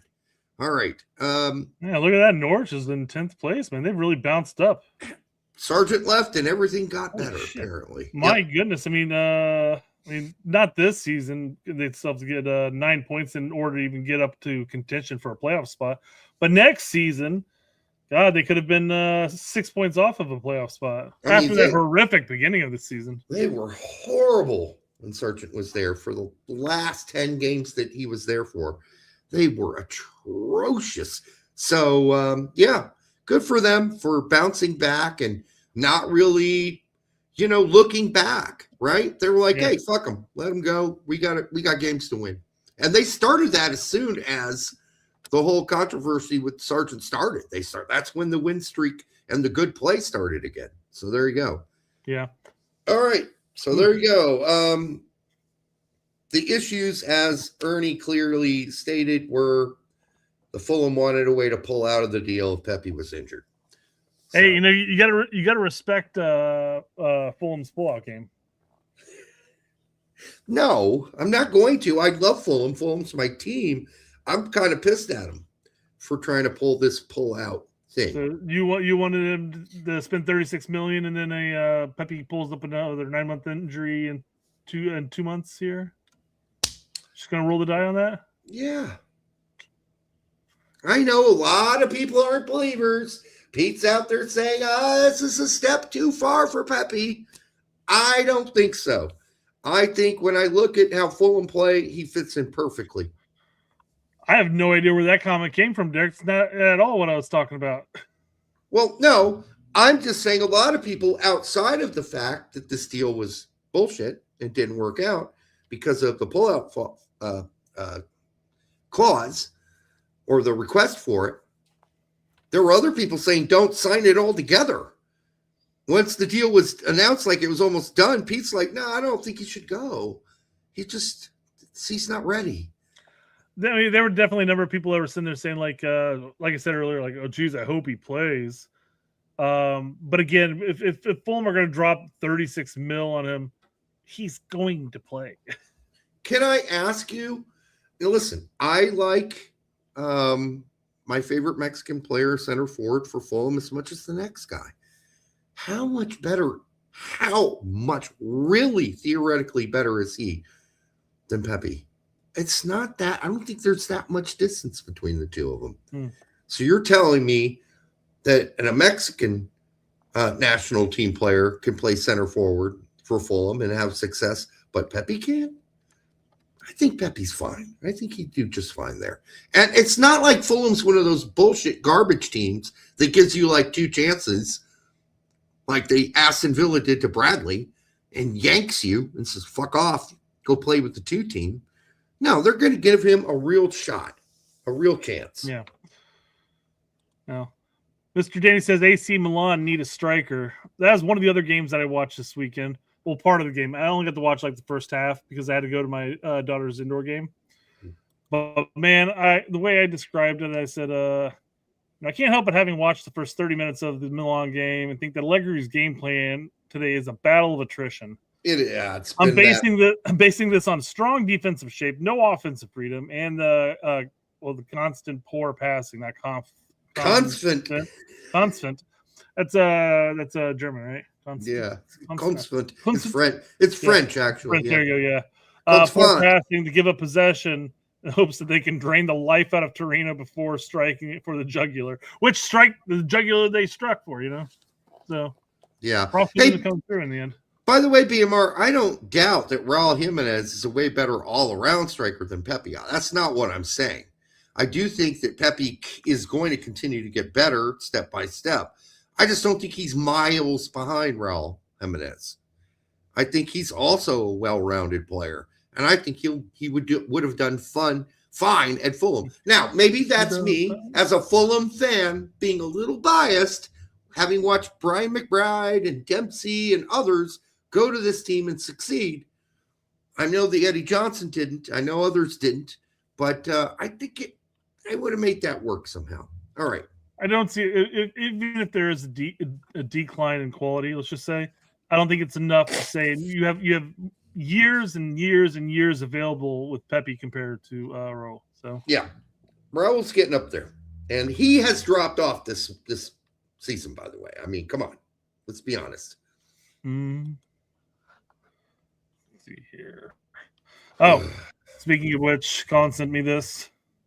The goal scoring celebration was kind of a combination between Leao and Pulisic. They did the Leao lean with Pulisic's, tiger eyes or whatever, as a "hey, we're all together" type of comment. Oh joy! Can we bring out Ren and Stimpy? Happy, happy, joy, joy, happy, happy, joy, happy, happy, joy, joy. Happy. I mean, I'm all fine and dandy with this, but I could care less. Listen, in the end, I'm just happy that Pulisic got an assist and that he's starting again. And hopefully he scores soon. That's all I want. That's it. I'm a simple man. Not really interested or care about fucking Leao's bitching and moaning that he did because fucking Pulisic didn't see him, didn't pass it to him twice. But the fact that Leao was such a bitch about it, God, what a fucking crybaby. Seriously. And then wouldn't even hug the coach. Get off of me, man. Fuck this. You're pulling me. Oh, go cry in the locker room, you little cunt. Anyhow, it's not like Leao. And then the fact Leao made some lip sync comments about, I used to do selfish player, never pass the ball. Yeah, that's the kettle calling the you-know-what black. All right. Yeah. Little hypocrisy by the kettle calling the pot black, or the pot calling the kettle black, whichever way you want to swing it. You say either potato, way, right? Huh? Yeah. You say potato. Yeah, exactly. So, all right. We're gonna jump into some U.S. topics here in a sec. So, do you want to go ahead and do Yanks Abroad? Yeah. I can do that. Friday, Adams is injured. Didn't happen. Freeman in the 18 didn't play for Villarreal. I doubt Poch is even concerned about that, although I'm concerned because Tejan Buchanan gets to play.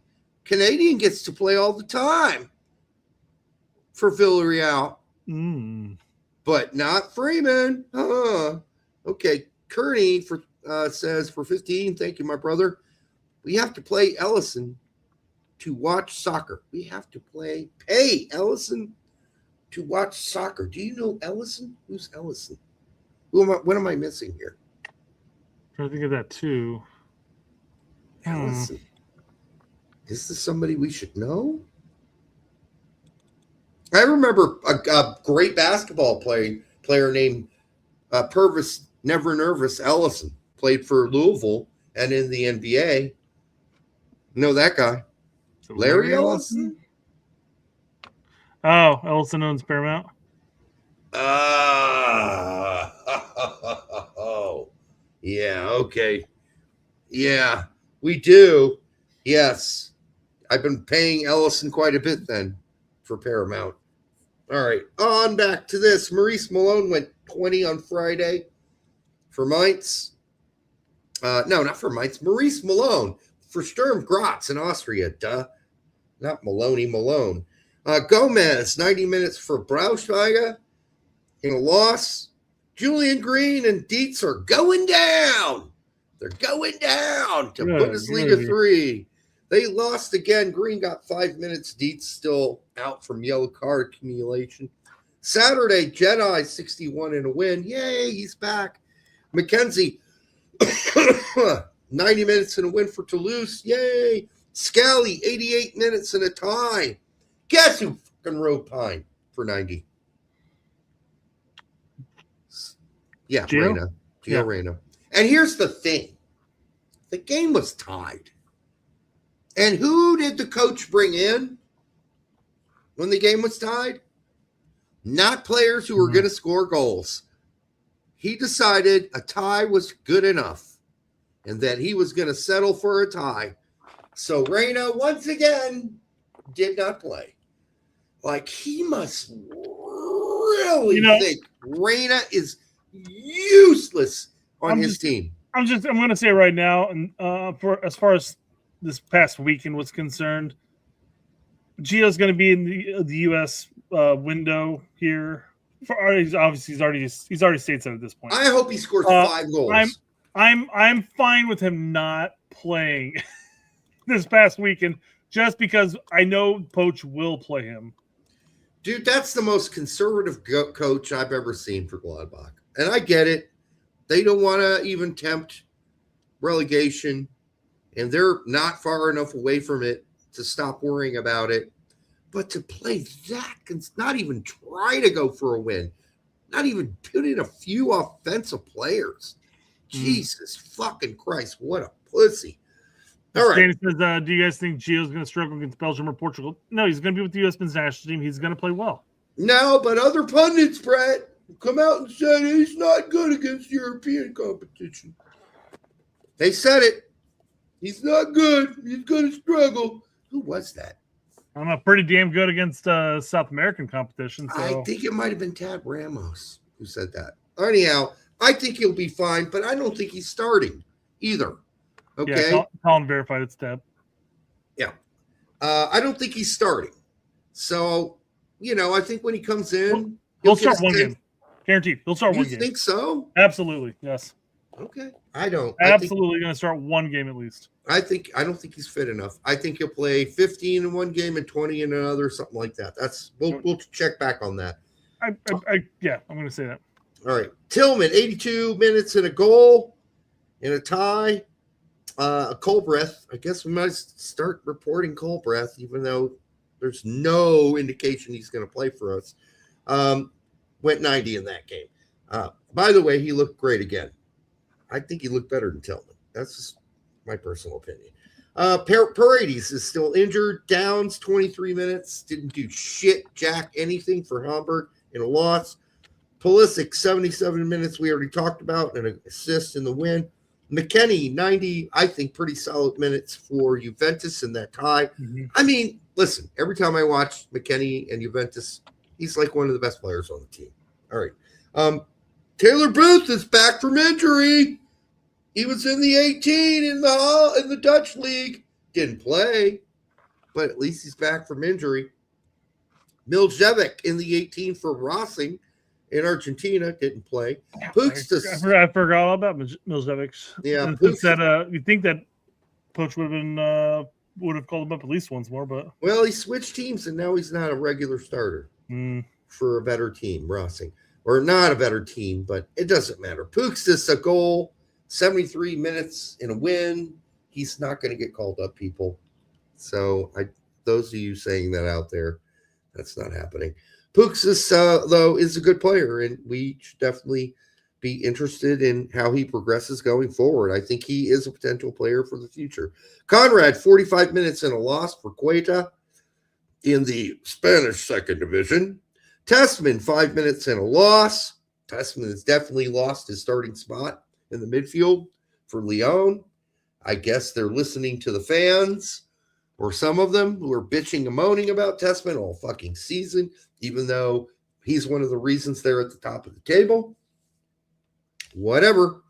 Hold on real quick. Looking at this, they've lost 2 out of the last 3 matches they played, counting Europa, and they've tied the other match. So, I mean, I'm not saying it's correlated to him not playing, but. Yeah. Balogun in that game versus Tessman's Leon, a goal in that win.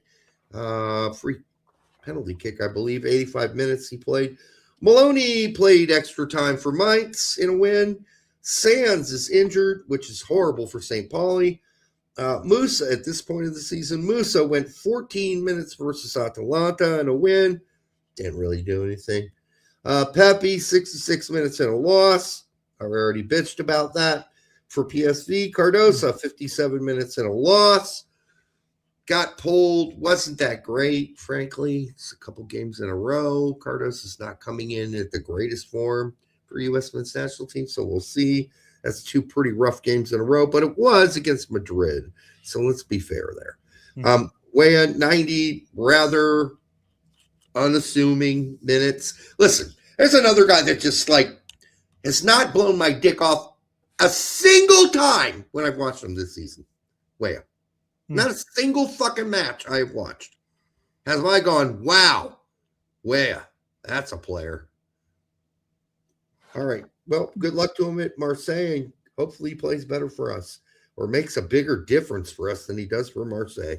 Adinarin still scoring goals for Lask in Austria. I don't know what his goal counts up to, but it's got to be double figures here. It's named after that dog race up in the Arctic or whatever. Iditarod. Yeah. Iditaran. Iditaran. Rod and Ran, different words, but okay. Whatever. So when people say Ran, you think of Rod. Okay, I get it, Brett. But Derek, Rod, you say Iran, and they've purposely come out and told Tyler Adams it's Iran. I don't care about that. I'm more concerned that Rod's more on your mind than Ran. All right. I'm not concerned, actually. You do what you got to do. Not sure why that would bother you in the slightest. I fully support you and EB's whole Rod usage. All right. Iditaran with the goal and that loss. Bella went 46 in that one. Reynolds, 90 minutes, and he might as well be on the moon playing for Westerlo. No one cares. In a tie. Hoppy might as well be on the moon, but he went 46 in a loss for Sonderjiski. He is on the moon because he's over the moon, Derek, because he's actually playing now. He plays a lot. He didn't do anything. Fine. All right. You got to be happy as a player, and you've gone year after year after year of barely playing, barely scraping any form of minute. And then all of a sudden you're finally playing. It doesn't matter if you're scoring buckets of goals. He's the center forward, Brett. Yes, he should be scoring buckets of goals. At that point, Derek, you're just happy to be out on the pitch. You know what? As long as he keeps that attitude, Brett, he won't be on the pitch for very much longer. He'll be replaced by somebody else who does score goals. All right. Morris, 90 minutes and a tie for Middlesbrough. Ajiman, 83 minutes. Rather minutes for Derby and a win. George Campbell had another really good game. Everybody's talking about him right now. Goal and win. It's too late for the U.S. men's national team. Say he's coming up, so don't spoil it, Derek. Come on. Yeah, it's too late. DK, 20 minutes in that game for West Brom as well in that win. Yeah, he didn't diddly do anything, really. Kelman, 3 minutes for Charlton in a loss. Why do we even talk about Charlie Kelman? I don't even know. Male Corbos, 90 minutes and a loss for Arminia Bielefeld. And Castaneda went 46 and was yanked at halftime for Paderborn for poor play. That's what I got for you. That's the weekend update. Ba-da-da. Ba-da-da. Real quick to cover a couple topics that came up while we were talking about that. Colin's got a theory about Reyna. I think these clubs keep all the stats at practice, and if they don't think you have the correct heart rate numbers, then you won't play. Well, they also bring them in every day before and after practice to like monitor their muscle. I don't know if they do this every practice, but I know it's pretty regular. They take your blood or, whatever they need, your urine, and they measure, how fast your body is recouping. Your muscles are recouping after playing. Yeah, who knows? He's obviously not fit. He's not fit. He's not going to be able to play 90 or 70 minutes anytime soon. Dude hadn't played shit and played fucking soccer. So we'll see. We'll see. That's why I'm saying he's going to be limited to 20 and 15 minutes and all that, but we'll see. I think Poch is going to give him a start. One start. Well, he better yank him at halftime. He'll play 60. He'll play 60. Man, I'm holding you to that one. You might as well. Go for it. Do all you want. Coach is not going to pull him at halftime. Are you kidding me? No, he's not. He's just not going to play him. All right, go ahead. Hey, guys, off topic. Whatever happened to Fabian Johnson? He wanted to come to MLS, and he wanted a lot of money to do it. And everybody looked at his injury record. And by the way, if you've seen his injury record, go to transfermarket.com, look up Fabian Johnson, go to his stats, go to his injury tab. Page three. And you will be going on a long list of injuries that have been going on for 8. And this guy still had the gall to be asking for DP money to come to the United States to play MLS. He has since he didn't retire right away. He sat around for 2 years waiting for somebody to be interested. I'm guessing he must be retired now, although no official announcement that I've ever heard of. So he's a blast from the past, but he never had a proper retirement game for club or country. No, I mean, and he had I think an unrealistic idea of what MLS teams wanted and what they don't want, and what they didn't want at that time was a player with an injury record a mile long. They just didn't want him. He tried. He and his agent tried. He actually, I think, in an interview said, "I just can't understand why nobody wants me." What? I absolutely understand why nobody wants you. All right. Bravado says, "Why is Poch so high on Ajman?" Well, twofold here. First off, Ajman was going to be 4th pick here, but Haji pulled up lame, and they did a swapperoo. But 2, Ajman's been performing at championship level. I've said he's competing for that 3rd spot with Wright. I think Wright still edges him personally, but I think he's competing for that 3rd spot at this point. So just go watch some highlights of Ajman's goals this season. Most of them are headers in the box where he absolutely outjumps and out-physicalities the opponent and scores. Expect that from a 6'4" striker. You do. He's a large mammal, and that's a different kind of player. If you need somebody to come in with 10 minutes left and you're down a goal, you need a goal desperately, or you need a win desperately, and you're just going to hoof some stuff and take some corner kicks or set pieces or just hoof the ball in. You want a 6'5" guy in there who has a really good noggin for goal. And frankly, I didn't know Ajman's head game was this good, frankly. It's a lot better than I even thought. So, that gives him a little bit of a nudge up, although he wouldn't have been called up for this roster if Haji was healthy. So there we go. All right. Well, I think you sent this my way a couple shows back. You really did? Think I did? Okay. Didn't you not? I don't know. Did I take myself? I don't remember half the shows. It has to do with how they recruited Dual Nats during his tenure under like Greg and stuff like that. Yeah. So let's pull it up and let's just give it a listen and see what we think. Yeah. What we tried to do, or we tried, and I think they still do, is sort of present them their pathway. We've ran into a few different times. Here we go again. I think this is AI, quite frankly, because I can clearly see McBride's eyes. They're not just shark, eyes where they're like black over. You never used to see his pupils or his irises or anything like that. It was just like like a blank, like it's like looking at a shark's face. Like he was always high on amphetamines. I kid. But now his eyes are open. You can actually legit see his eyes. Yeah. So that the other national team is promising something to these kids, and it turns out, because you never know. And so that's the one thing that we used to do, and I'm sure they still do, is just provide the pathway and then help them, answer any questions, but never guarantee a player anything, as you guys. That's absolutely right. Mm-hmm. Absolutely correct, Brian. You never guarantee anybody anything. You can go and say, hey, we're interested in you. We like what you do.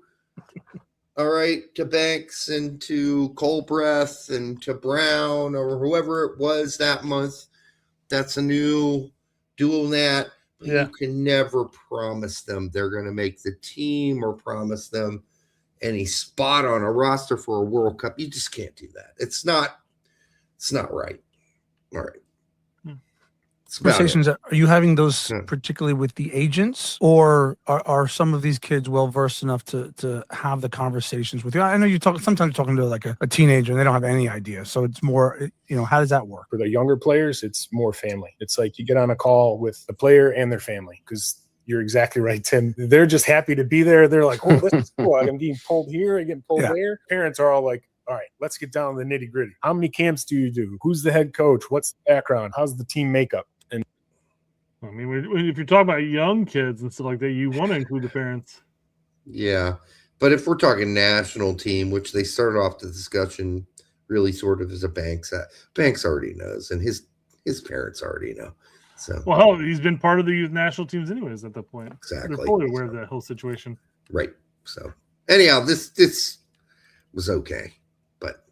I like what McBride said there at the beginning. That was, it solidified what we all assumed, or how we interpreted, Greg's takes on the dual nats, stuff like that, which would have been during McBride's tenure.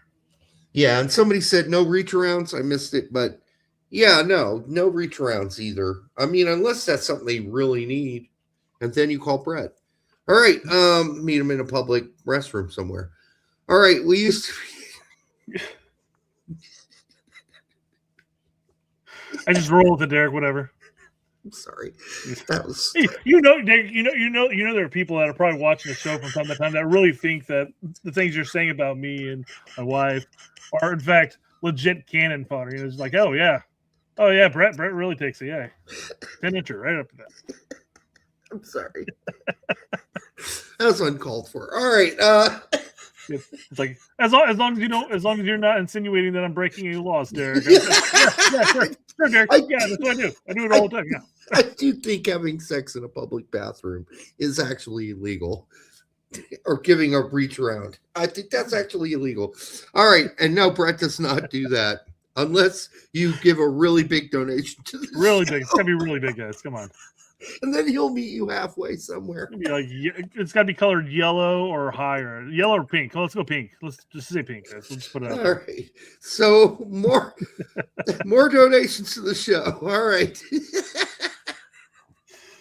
All right. We used to be a proper goalkeeping country. Are we really still having this conversation? Oh, God. Talking about how Schulte's taking over for Salantano, who apparently came up with a risk of an injury. Yeah, apparently well, we felt a little tightness, and we apparently predicted this, Brett. Yeah, we knew. 100%. I said, hey, this is one more step to a perfect prediction. Absolutely. What's going to happen next is that Aiden Morse is going to come up with a pulled pinky toe, and Tyler Adams is going to take over for his spot. He's like, hey, I wasn't really that injured, guys. Nobody asked us whether or not. If we would have gotten that specific, we would have told you in our prediction show that Celentano was obviously going to be injured. We assumed you all knew that. We thought you guys knew that. So we thought Schulte was there the whole time. Anyhow, we're closer to 99% now. Yeah. Based on this change in the lineup, because we had Schulte going instead of Celentano. All right. I think BMR called me out. It's like this doesn't really count, correct? And I go, hey, this is a marathon, not a sprint. down the road, when people look back at this window, they're not going to remember that Felentano was initially included and then he got removed. They're just going to see the roster and they're going to say, hey, those guys at the straight red card really know their shit. And when does he get to make the rules? Says who? That it doesn't count. I said nobody's going to remember, and he goes, "I'm going to remember." I'm like, "Yeah, you are the historian of the." Yeah, it's true. Yeah, of course you're going to remember that. 3 years down the road, yeah. Remember Celentano was in there? No, we don't actually. He goes, "Oh yeah, he was in there and he got injured." Remember? Absolutely. All right. Well, so now we're closer to being a perfect roster selection. What are we missing to make it perfect? What did we get wrong? Adams and Haji. Well, that's not the end. No, we didn't get that wrong. We already knew Adams was injured. We didn't. We made the prediction that Adams and Haji were going to be there, and then they got injured. And no, we already knew Adams. You go look at it. We already knew Adams, so we didn't put Adams in. We didn't know Haji. So the only one we fucked up is Haji. If you check out our lineup. You talk about this goal by Yunus Musa and how Captain Pulisic is devastated that he's not going to be there. Okay. No, I'm actually devastated. Look at the Jenny. This is he's devastated about Musa not being there. Yeah. No, I'm actually devastated. Look at the genuine excitement from literally every single person. This is years ago, though. You don't leave a player and person of that caliber out, especially when they've been vital for years. But my man, we love you, but I'm sorry. He's not the same player. He's not the same caliber of player. His confidence is in the shitter. It's in the total shitter. Absolutely in the shitter. I'm sorry. But I know you can't see that, Derek, but here's our prediction for the 26, and Tyler Adams is our starting 6. No, we fixed that on a later show. Well, yeah, when we actually talked about the roster that was called in, sure, of course. This is our 26. Because here's what we did. We did a live show where we talked about our 11. And then we did a recorded show, which we talked about our 26. And then the next live show was the actual roster announcement. We didn't know about Adams already? Nope. We predicted Adams was going to be there. Well, that's Adams and Haji Wright were the only two that we got wrong. Okay, well, that's not on us then. Yeah, I agree. Injuries. You can't predict injuries. All right, but, yeah. And, you know, with Adams, maybe you could predict an injury. Yeah, I thought we had. I don't know. Maybe I'm thinking we're, more. No, here's the thing. We talked about it because the coach rested him because he felt a tightness or whatever during practice. Yeah. So we assumed he was going to be there. I don't know. We shouldn't have probably assumed that. You're right.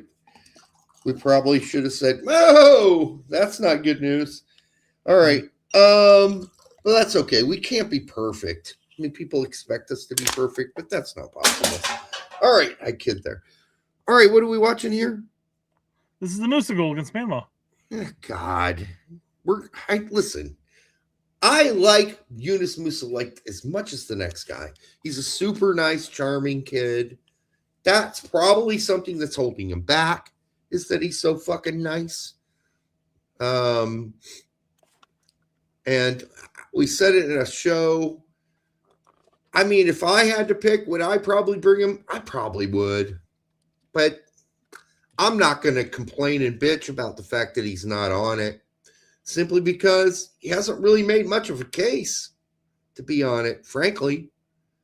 I mean, anybody watching him play in the last, year, you got to say, and then he turned down the fucking Gold Cup call up. So I think Musa still has a shot for the next World Cup. Maybe he still has a shot for this one. I don't know. Doesn't seem like it. But maybe the next one. He just needs to get his shit together. Gain his confidence back and fix the things that he's not good at, not get worse at what he's not good at. He's literally gotten worse in the final third, except for those 2 freaky goals recently. So what you're saying is the Poch did not make a bad decision by not including him. I said, what I will say is that I do not think his decision is absolutely unreasonable. That's what I'm saying. It's not unreasonable to leave Musa off at this point based on Musa's absolute lack of confidence. Yes. Yeah. TSRC's historian BMR says, "Fuck Musa, Derek 2026." I didn't say that, but hey, man, put words in my mouth. That's what they call bad paraphrasing, BMR. Bad paraphrasing, my brother. Problem is, that's what everybody's going to remember now. Remember when Derek said, "Fuck Musa"? That was in 2026. I remember it. It was like it was yesterday. Well, Musa's a charming kid. He just needs to not be a kid anymore, right? He's not a kid. He's a grown fucking man with extremely hairy balls, and he needs to start playing with it. I don't know how hairy they are. Yeah, he could be clean shaven. You don't know. Well, he could be. That's not natural, though. That's fair. Yeah. All right. So this was the big one that people talked about. You mentioned earlier in the Yanks Abroad section, George Campbell scored another goal for West Brom. Currently having a pretty damn good season, and all things compared, you know, a lot better than DK's. Fair enough. Yep. So people are like, "Oh, he should have been included this window." I'm like, that's fair. You could make that argument that maybe he could have been included this window, but assuming that he could be included in the pre-World Cup window, no, 2026 is done for Campbell. It would have to take a series of unfortunate, well, maybe fortunate events, I guess, as far as injuries to our center back pool for him to be considered come June. So it's too late. Yeah, but, and we're not making comparisons as far as whether or not he's better than X, Y, or Z. We're just saying it's too late, guys. It's too late. Yeah, I don't think Poch barely knows who this guy is. He's been in one camp. Mm-hmm. I don't think he really knows him. And keep in mind as well, Campbell had a period during the season as too where he disappeared. There were basically no reports why he wasn't playing either. I was like, what's going on? I haven't seen George Campbell for like 2 weeks. Missed 4 games in a row. I guess it was an injury, but no, I didn't read any, couldn't find any reports on why he wasn't playing. And then, when he does play, he's been great this season. I've seen the one other game where he scored 2. I was watching that live. So I like George Campbell a lot, but I think, he's still in for next World Cup, but I just think it's so late in the game. Unless, as you say, there were a bunch of injuries, I don't think he's going to get called up. It's just too late. Well, Spider's Lawn brings up a great point. Bambi hasn't scored on George Campbell, and Bambi's 6'10". Okay. Campbell can handle the tall strikers, apparently. Yeah. I'm not denying that he can. I think he's played well when he has played.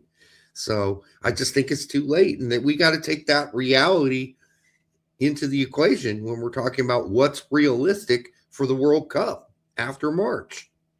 Yeah. Like there have to be some players like Miles Robinson is going to have a complete horrible camp and continue to have a very mediocre to shitty fucking season for Cincinnati, right?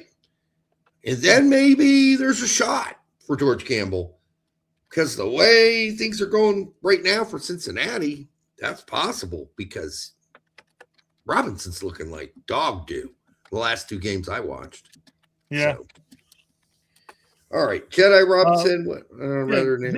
Get a Q&A. He did whatever it's called, an answer, whatever Q&A on Reddit. You ever done one of these? I've done one. No, I fuck Reddit. No, I did one. It was a long time ago, but I think it was like 2013. I did a Ask Derek Anything thing. I think it was the Indy 11 Reddit. Oh, maybe that could have been. Makes sense. That makes sense. Yeah. Yeah. But yeah, so I said, why on Reddit? Or he says, to be frank, it was tame and insightful. And I said, I don't believe you. He talks about how him and Raul are, there's no trash talking between them. They're pretty good friends on the pitch. Yeah. Whatever. But this is one that I wanted to bring up here. Speed contest versus Tim Ream. Who wins in a 100-meter foot race? You or Tim Ream with a 30-meter head start? Ooh. Yeah, I think it's probably, I don't know. We'll see how honest he is. What does he say? Well, what's your answer? I think he's going to be nice and say Tim Ream. Well, I mean, if I had to give an answer, not thinking that I'm Jedi talking, I think it's Jedi. I think he takes it pretty hands down. I think he catches up to Ream about the 60-yard marker and beats him handedly. I don't think Tim Ream's slow. I think if it's a 15-meter head start, I think he gets caught, but 30's a lot. I mean, he's got 70 yards compared to Jedi, who has to cover 100 yards. So, Yeah, that's a lot. I don't know if you've ran that. That's that's like it's like 6 steps for Jedi to catch up. Tim Ream's not debilitated. He's just old and slow, but he's not that slow. What does he say? Says that's such a disrespectful question. It kind of gives it a little laugh emoji. I don't think 30 meters. People don't give credit to how big that is, and how even though I might be fast and Tim Ream might look like he's a slower player, the gap really isn't that big. The gap between him being fast and Tim being slow. I swear to God, I've never read that before. Swear to God, Brett. I swear to God, Brett, I have never read that before. He's being super fucking nice, because if it was 7 or 8 meters, that's literally one step and a half of his running. I was thinking more like 15. He could catch him, but not 30. 30's it's a long fucking way. I'm sorry. So me and Jedi are on the same fucking mind path, man. Well, I mean, you predicted that that Jedi would respond nicely. I did, but I also think 30 meters, which is what I also said, that's unreal. That's a lot of space to make up, even for against Ream. Like I said, Ream doesn't have a broken leg. He's not on a fucking handicap bike. He can run still. He's not as fast as he used to be. He's not fast. Well, I think he's as fast as he used to be. What are you talking about? But 30 yard head start is a long fucking way. Tim hasn't decreased in speed over the years. He's the same consistent speed he's always been. No, he's been slower. He's been a step slower. He's okay. Fair. I watched him play it for Fulham for years. Trust me. Tim Ream at one point was faster than this. He was maybe a little more agile. Now, his bones are all he was more agile. He was quicker. He was faster. All of those things above. He's 38 fucking years old. There's no way. Maybe 30 is too much. Maybe, but 25. Okay, I'll give 25. Jedi. I still think Jedi. I'm going 15. 15 is reasonable. Nah. Dude, you and you give me a 30 yard. I'm beating you for 30 yards. Derek, I've got 1.5 knees right now. All right, maybe I don't need it. I went out on the pitch this weekend, played with my son and some of his friends and stuff. Man, I made a couple runs up there. I knew I was out of shape and overweight and stuff like that, but man, I'm just sitting there going like, oh my God, what the fuck? So, like, if there's ever like some recognizing moment of my life that I'm like, okay, well, I gotta start doing some shit differently here. It was going out on the pitch. Maybe we should fix that to a 30-yard dash then. 30 feet dash. Let's do 30 feet dash. I get you smoked then, okay? 30-inch dash. Oh, done. I teach you again. All right. Okay. So. All right. Obviously, this has nothing to do with our topic as far as did Poch commit any crimes. I think Jedi and Ream are obviously going to be there come World Cup time. Yep. As much as people want to bitch and complain about Ream, who's going to take the roster spot? Yep, he's going to be there. No way around it, people. Bitch and moan all you want. Ream's going to be there. He was all right this weekend, by the way. The 3-yard dash. That's my type of dash, guys. Boom, a couple steps. That's the dash from my seat to the pop machine at the restaurant. God, there again, I beat you. That's the dash I make from my putting stance to the hole after I putted. Yep. When it's going in, which isn't often enough. One big question for me, does Poch see Scally purely as a wide player or a possible CB option? Both. Yeah. I think it's a yes, but I think primarily it's going to be in that quote-unquote fluid four. He's going to be sitting back with the center backs. He's not going to be. Who's he going to be competing with on the left-hand side as far as trying to get up into the pitch? He's got Arston, who sits on our offensive third, and you got Jedi, who comes back, but he plays he moves up into the attack all the time. And quite frankly, if you had to choose between having Jedi further up in the attack or having Scally, even though Scally's been showing that he's capable of playing that wingback role with Gladbach, you kind of expect that you want to have Jedi really up in there more. So yeah, either way, Scally's not going to give too much freedom to go forward. So whatever position he plays, but yeah, he can do both, and I think Poch knows that, and we've seen him do both. So there you go. I think Brian's question's pretty legitimate. Yeah, before Derek in a 100-meter run would pass out. Yep, it's possible. I'd be walking with my hands like this. Like, I'll get there eventually. Yeah, I'll just stitch. I got stitch. Rock. Slowly inch my way there. Although keep in mind, Derek's running like he's like, oh my God, this is the worst. And all of a sudden I pass him on a golf cart. Keep in mind, I do play golf still, so I can walk an 18. Still walk it.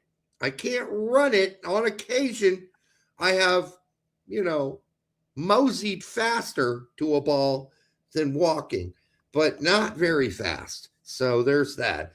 Gets about 50 meters and stops and asks for a beer.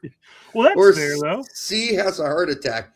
God, I hope that doesn't happen, but they have whatever the 5K in Indiana or Indianapolis that you can go and do, and every whatever kilometer or whatever, you have to chug a beer.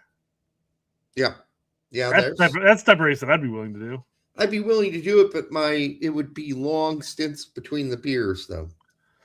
You just start doing a little side strafing a bit, running backwards just to keep things going. There was a time when I played golf in 90-degree weather with which felt like 97 last summer, where I did feel like I was going to die. I felt like I would die. And we were stopping in the shade every chance we got, taking a break. I was pouring water over my head, but I was a beet red, dude. I mean, that kind of heat I just cannot take anymore. I just can't. Bmar says chugging a beer and running sounds awful. Depends on the beer, I guess. If you're chugging an IPA, and yeah, it's gonna be brutal. IPA, it's brutal nonetheless. But I mean, if it's a nice lighter beer, a nice cerveza or something like that, a Mexican lager, if you will. It's barely got any alcohol in it. I know, just hydrate right the fuck up. Actually, counts as hydrating. All right, what else we got? Colin said that he's played golf in 120-degree weather. That's insane. It's in Tucson, so it's kind of a dry heat. No, well, that's true. That does help. We got humid. It's still fucking brutal. Don't get me wrong. That's brutal. 120. No, thank you. Fuck that. You are crazy, Colin, for doing that. I remember we went to Las Vegas one year for a family holiday, and I think my parents just wanted to gamble, but we went to the Hoover Dam, and we had to drive a car out there. Even with the AC going, the sun was just super fucking hot in that car still. Yeah, you're like an ant underneath a microscope. Yeah, exactly. All right, what else you got? Let's see here. Tax questions. All right. Yeah. Where Poch plays Weah? Right wing back, left wing back, and that's about it. Yeah, I don't think he's going to contend for an up top spot. So nope. Where Poch plays McKinney, I think he'll try him at the 10, but I don't think he has any problem playing him as an 8 either. Yeah, I just think there's so many 6/8s on that roster that I think 10 is pretty much going to be his only spot. It's where he's been playing with Juventus a lot lately. So I say play him higher up with Pulisic. Johnny's breakout camp, man, it's do or die.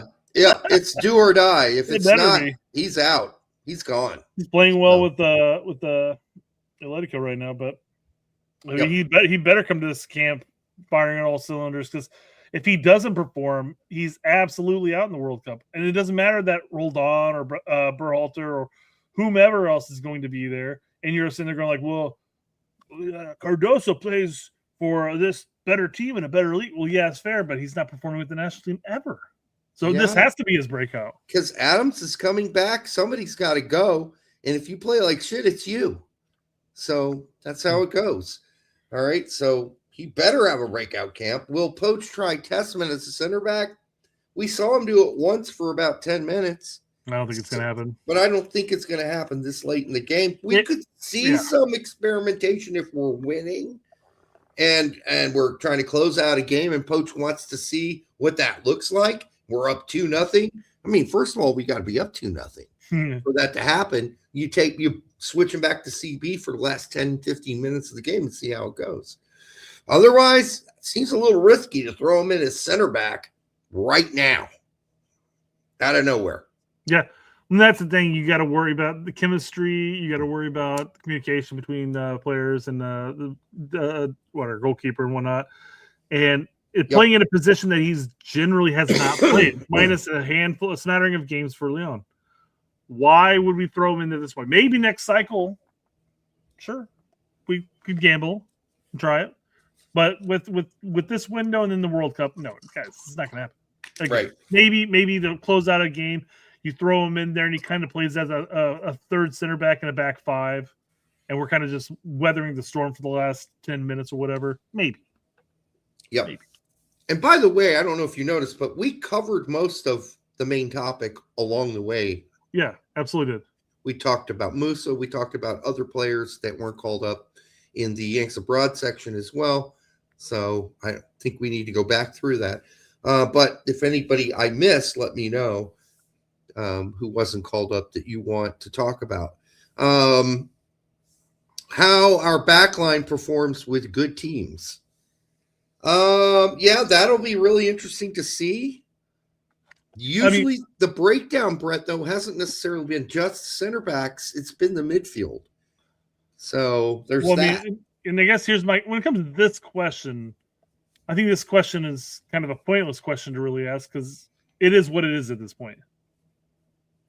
We're bringing in our best players. It's not like we can. It's not like Poch sitting on like a player that's significantly better than Dest or Jedi or Arston or whoever you want to throw in there, and say like, well, we should have called this guy in. Yeah. The back line, it is what it is, and we can sit there and question, oh, geez, how's Richards and Ream and Miles Robinson going to do against insert random team here? What it is. Yeah, I can't change. Right. It's not going to change at this point, guys. It is. Yeah. Somebody bringing up Zendejas better than Aronson. I'm not denying that could be possible. I'm not sure it is correct. There seem to be very different types of players. I was going to say that too. Yeah, they're two different types of players, and you can sit there and say, "Well, Aronson plays in EPL. Would Zendejas play in EPL?" Well, they played two different types. They're two different. Aronson's a hustle merchant, and he can hold on to the ball pretty well. Zendejas is a little more creative, in my opinion. Still kind of a hustle merchant. Zendejas is also a midget, so you have to take that into account. Brendan Aronson is like 90 pounds wet.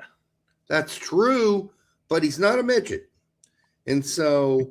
but his aerial game makes he might as well be a midget. Why does it matter if Aronson's 6'1" if he plays like he's 4'2"? But he stopped doing that for the most part this season. He's not falling all over himself. Oh, sure. Season. But I don't see Zendejas falling all over the place either, though. Zendejas is just a better, creative, more technical player. That's why it hurts me to see him. But again, we talked about this earlier. Somebody is not going to make this team. Yeah. There's just too many offensive CAMs, 10s. There's not enough room for everybody. So it could be Luna, it could be Zendejas. If Reyna doesn't get cut because of whatever, I think they're out. And that's what Poch is kind of intimating in his interviews. So, which is also kind of a bit of maybe personal growth on Poch's point, because at the very beginning of his tenure, he was sitting there going like, "Well, I don't care where you're playing, you have to play in order to get called in." And all of a sudden, there's some changes. I'm not calling in. I'm not going to be recruiting dual nats. They have to be 100% committed, but then some things are changing. So I don't know if this is him acknowledging maybe our pool isn't as deep as he'd like it to be, or maybe there's some relative personal growth going on there. I mean, he did say nice things about Zendejas too in the past, right after the Japan game, right? So it's not like he hasn't said nice things about Zendejas, but there is a scenario where you like 11, 6, 7 players at a certain position, but there's only 5 or 6 spots. Somebody got to go home. And there's just, I don't think that outside of the Luna criticism that Poch made, which was pretty gentle, he didn't even really criticize Zendejas. He's just not here. And there you go. Somebody else said CCV and Dest coming back at the same time. It doesn't matter, man. CCV's been so out. Well, Dest is definitely a starter if he's healthy and he's back. But CCV, he's had no chances to really prove himself. His big toe has been so injured for so long, and then he had the other injuries. He is fucked. I'd be shocked if he's even healthy enough to play. And I'm sorry, but what has CCV really shown us at the international level that's blown anybody's mind? I'm not even 100% positive why he continues to get brought up. He hasn't been that fucking stellar. No, he has not been stellar. He's blown no nuts off. None. And I don't rate his or even Trusty's time with Celtic, quite frankly. No, I don't either. So, I mean, Trusty came up and he finally got a cap and he played well. That's what we want to see from him. But I'm like, people keep bringing up CCV, and I'm just like, guys, that ship has sailed for me. I mean, I'm done with him. Other people are saying Jalen Neal, no. Shea, no. Are we kidding here? None of these guys have even gotten a sniff. If you haven't gotten a sniff of the national team by now, you are not coming. Do we know Poch at all at this point? If you do at all, that shit, none of that shit is happening. Shea might be really good. He ain't coming. He ain't coming to the World Cup. Okay? You just mark my words there, write it down in pen, and live with it, because that's just a reality. I'm happy just Shea's back and playing in the MLS rather than dawdling around. Second division Netherlands? Yeah, in Europe and wasting his time in little tiny ticky-tack teams, not developing. I mean, I'm sure he's been humbled at this point. But yeah. Yeah, hopefully he gets humbled and rebounds. And well, I think he's been humbled for sure. Yeah, 100% humbled. You go from being a sought out by Bayern, has to come back to MLS for various reasons, and back off to Bundesliga, just go to second division Dutch, and now back to MLS. So. Yeah, none of those things are happening. You can say Jalen Neal is better than Miles Robinson. Poch doesn't give two fucks about Jalen Neal. I'm just telling you, he doesn't barely knows that he exists. So it ain't happening. Mm-hmm. So, and again, guys, Miles Robinson has the third most caps of any center back at this point under Poch. So again, chalk it up. He's there. And by the way, if Miles Robinson, for some reason, plays himself off of this roster, you can guarantee your fucking asshole cheeks that fucking Walker Zimmerman is waiting in the wings. It'll be the Zimmerman, or it will be CCV. I don't think it'll be CCV. I think that ship is down. Well, no, again, I mean, how Zimmerman has one cap under Poch? I mean, we're talking about at this point, the only way he's going to play him off is you have the World Cup window. So it's going to be between those two who barely played under Poch. But by the way, that's not my pick. I'm not picking Walker Zimmerman. I'm just saying what Poch is going to do. Just telling you. So CCV is still injured. It could be Blackman too. Could be Blackman. That's not even out of the picture. Remember when Blackman was getting the call up, said Zimmerman was injured. And how about Matt Miazga? Ha! No, that ain't happening. He doesn't even know who Matt Miazga is. And by the way, Matt Miazga is coming back from injury. He's played one game. So that's not a thing. Mm-hmm. Jackson Reagan. Nope. Barely. He doesn't know who Jackson Reagan. Well, he might know who he is, but no, that's not happening. So Derek has a Walker lower back tat. That's definitely something Larry would say there, Spider. Yeah, that's odd, Spider. That is a Larry comment. I definitely do not, and I've never been penetrated by Walker Zimmerman either. So there's that. No Spider sees the glaring hole of somebody talking about Vikings, taking Derek from behind. Yeah. Hey, just so you know, people, I have no tattoos. Oh, wow. Brett has no tattoos either. None whatsoever.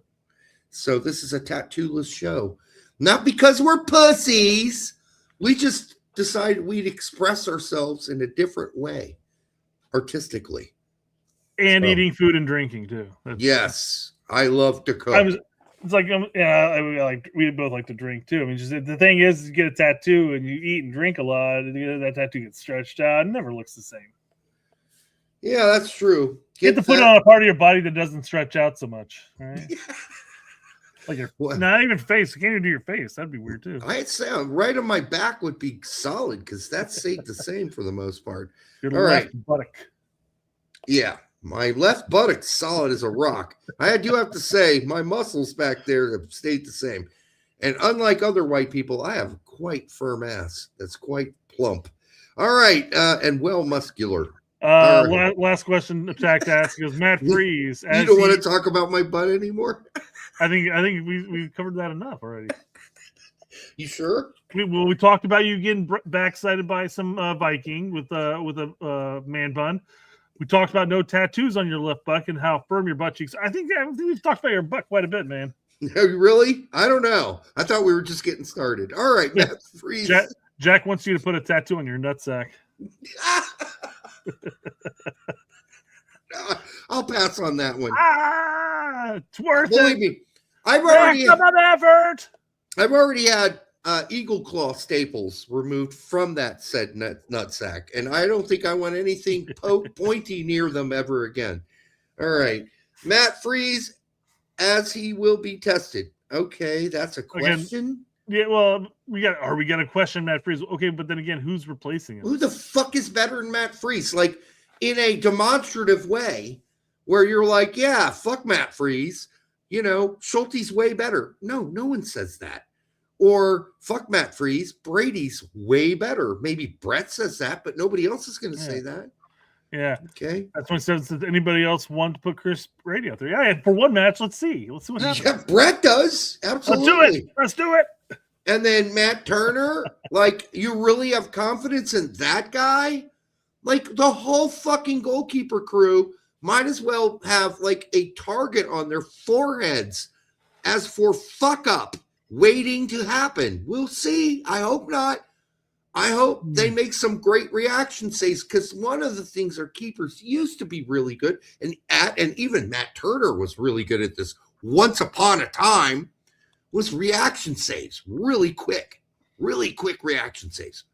I ain't seen shit from anybody except for maybe Chris Brady on occasion. And I saw one from Celentano a couple weeks ago, but it's not on the regular, really. Nobody's blowing me away at goalkeeper. Just saying. Nobody. Mm-hmm. All right. That's about it. That's all, folks. That's all we got, people. We will be back next Monday. Or wait, we got games coming up. So somebody had asked if we're going to cover the playoff matches of the teams who we might be facing. The problem is like the Turkey versus Romania match is at 1:00 on a Thursday. Not happening. No, I can't cover that, guys. Nope. Let's see here. U.S. Men's Nash. We've got a game on Saturday. Yeah, Saturday at 3:30. We can do that one. Yeah. So we'll be here for the Saturday game then. At what time? 3:30, and then the Portugal game's Tuesday at 7 p.m. God, I'll be just starting to drink at 3:30. Yeah, I wouldn't have stopped from the night Friday night. All right, so wake up, drink, swish, Yeah, we'll do the Saturday one, guys. We'll be here for that live. We'll have more info on that as we go forward. Anyhow, it's been a great time hanging out with you as usual. For the 200 plus of you that were here at one point, make sure you like, subscribe, share it with your grandma, and just generally tell other people, like, this is the best fucking informational show going out there right now. If you believe it. If you don't, never been proven wrong. If you think we're twats, don't tell people that. But other than that, if you think we're doing some good work here, let other people know about it. All right, we'll be back next week and on Saturday. Until then, check it out.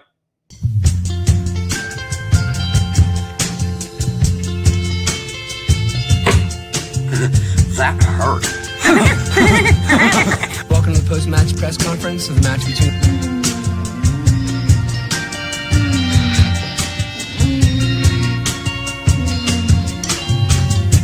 Sometimes people have sex in different ways. 69. And one way is a type of sex called oral sex. It's really good.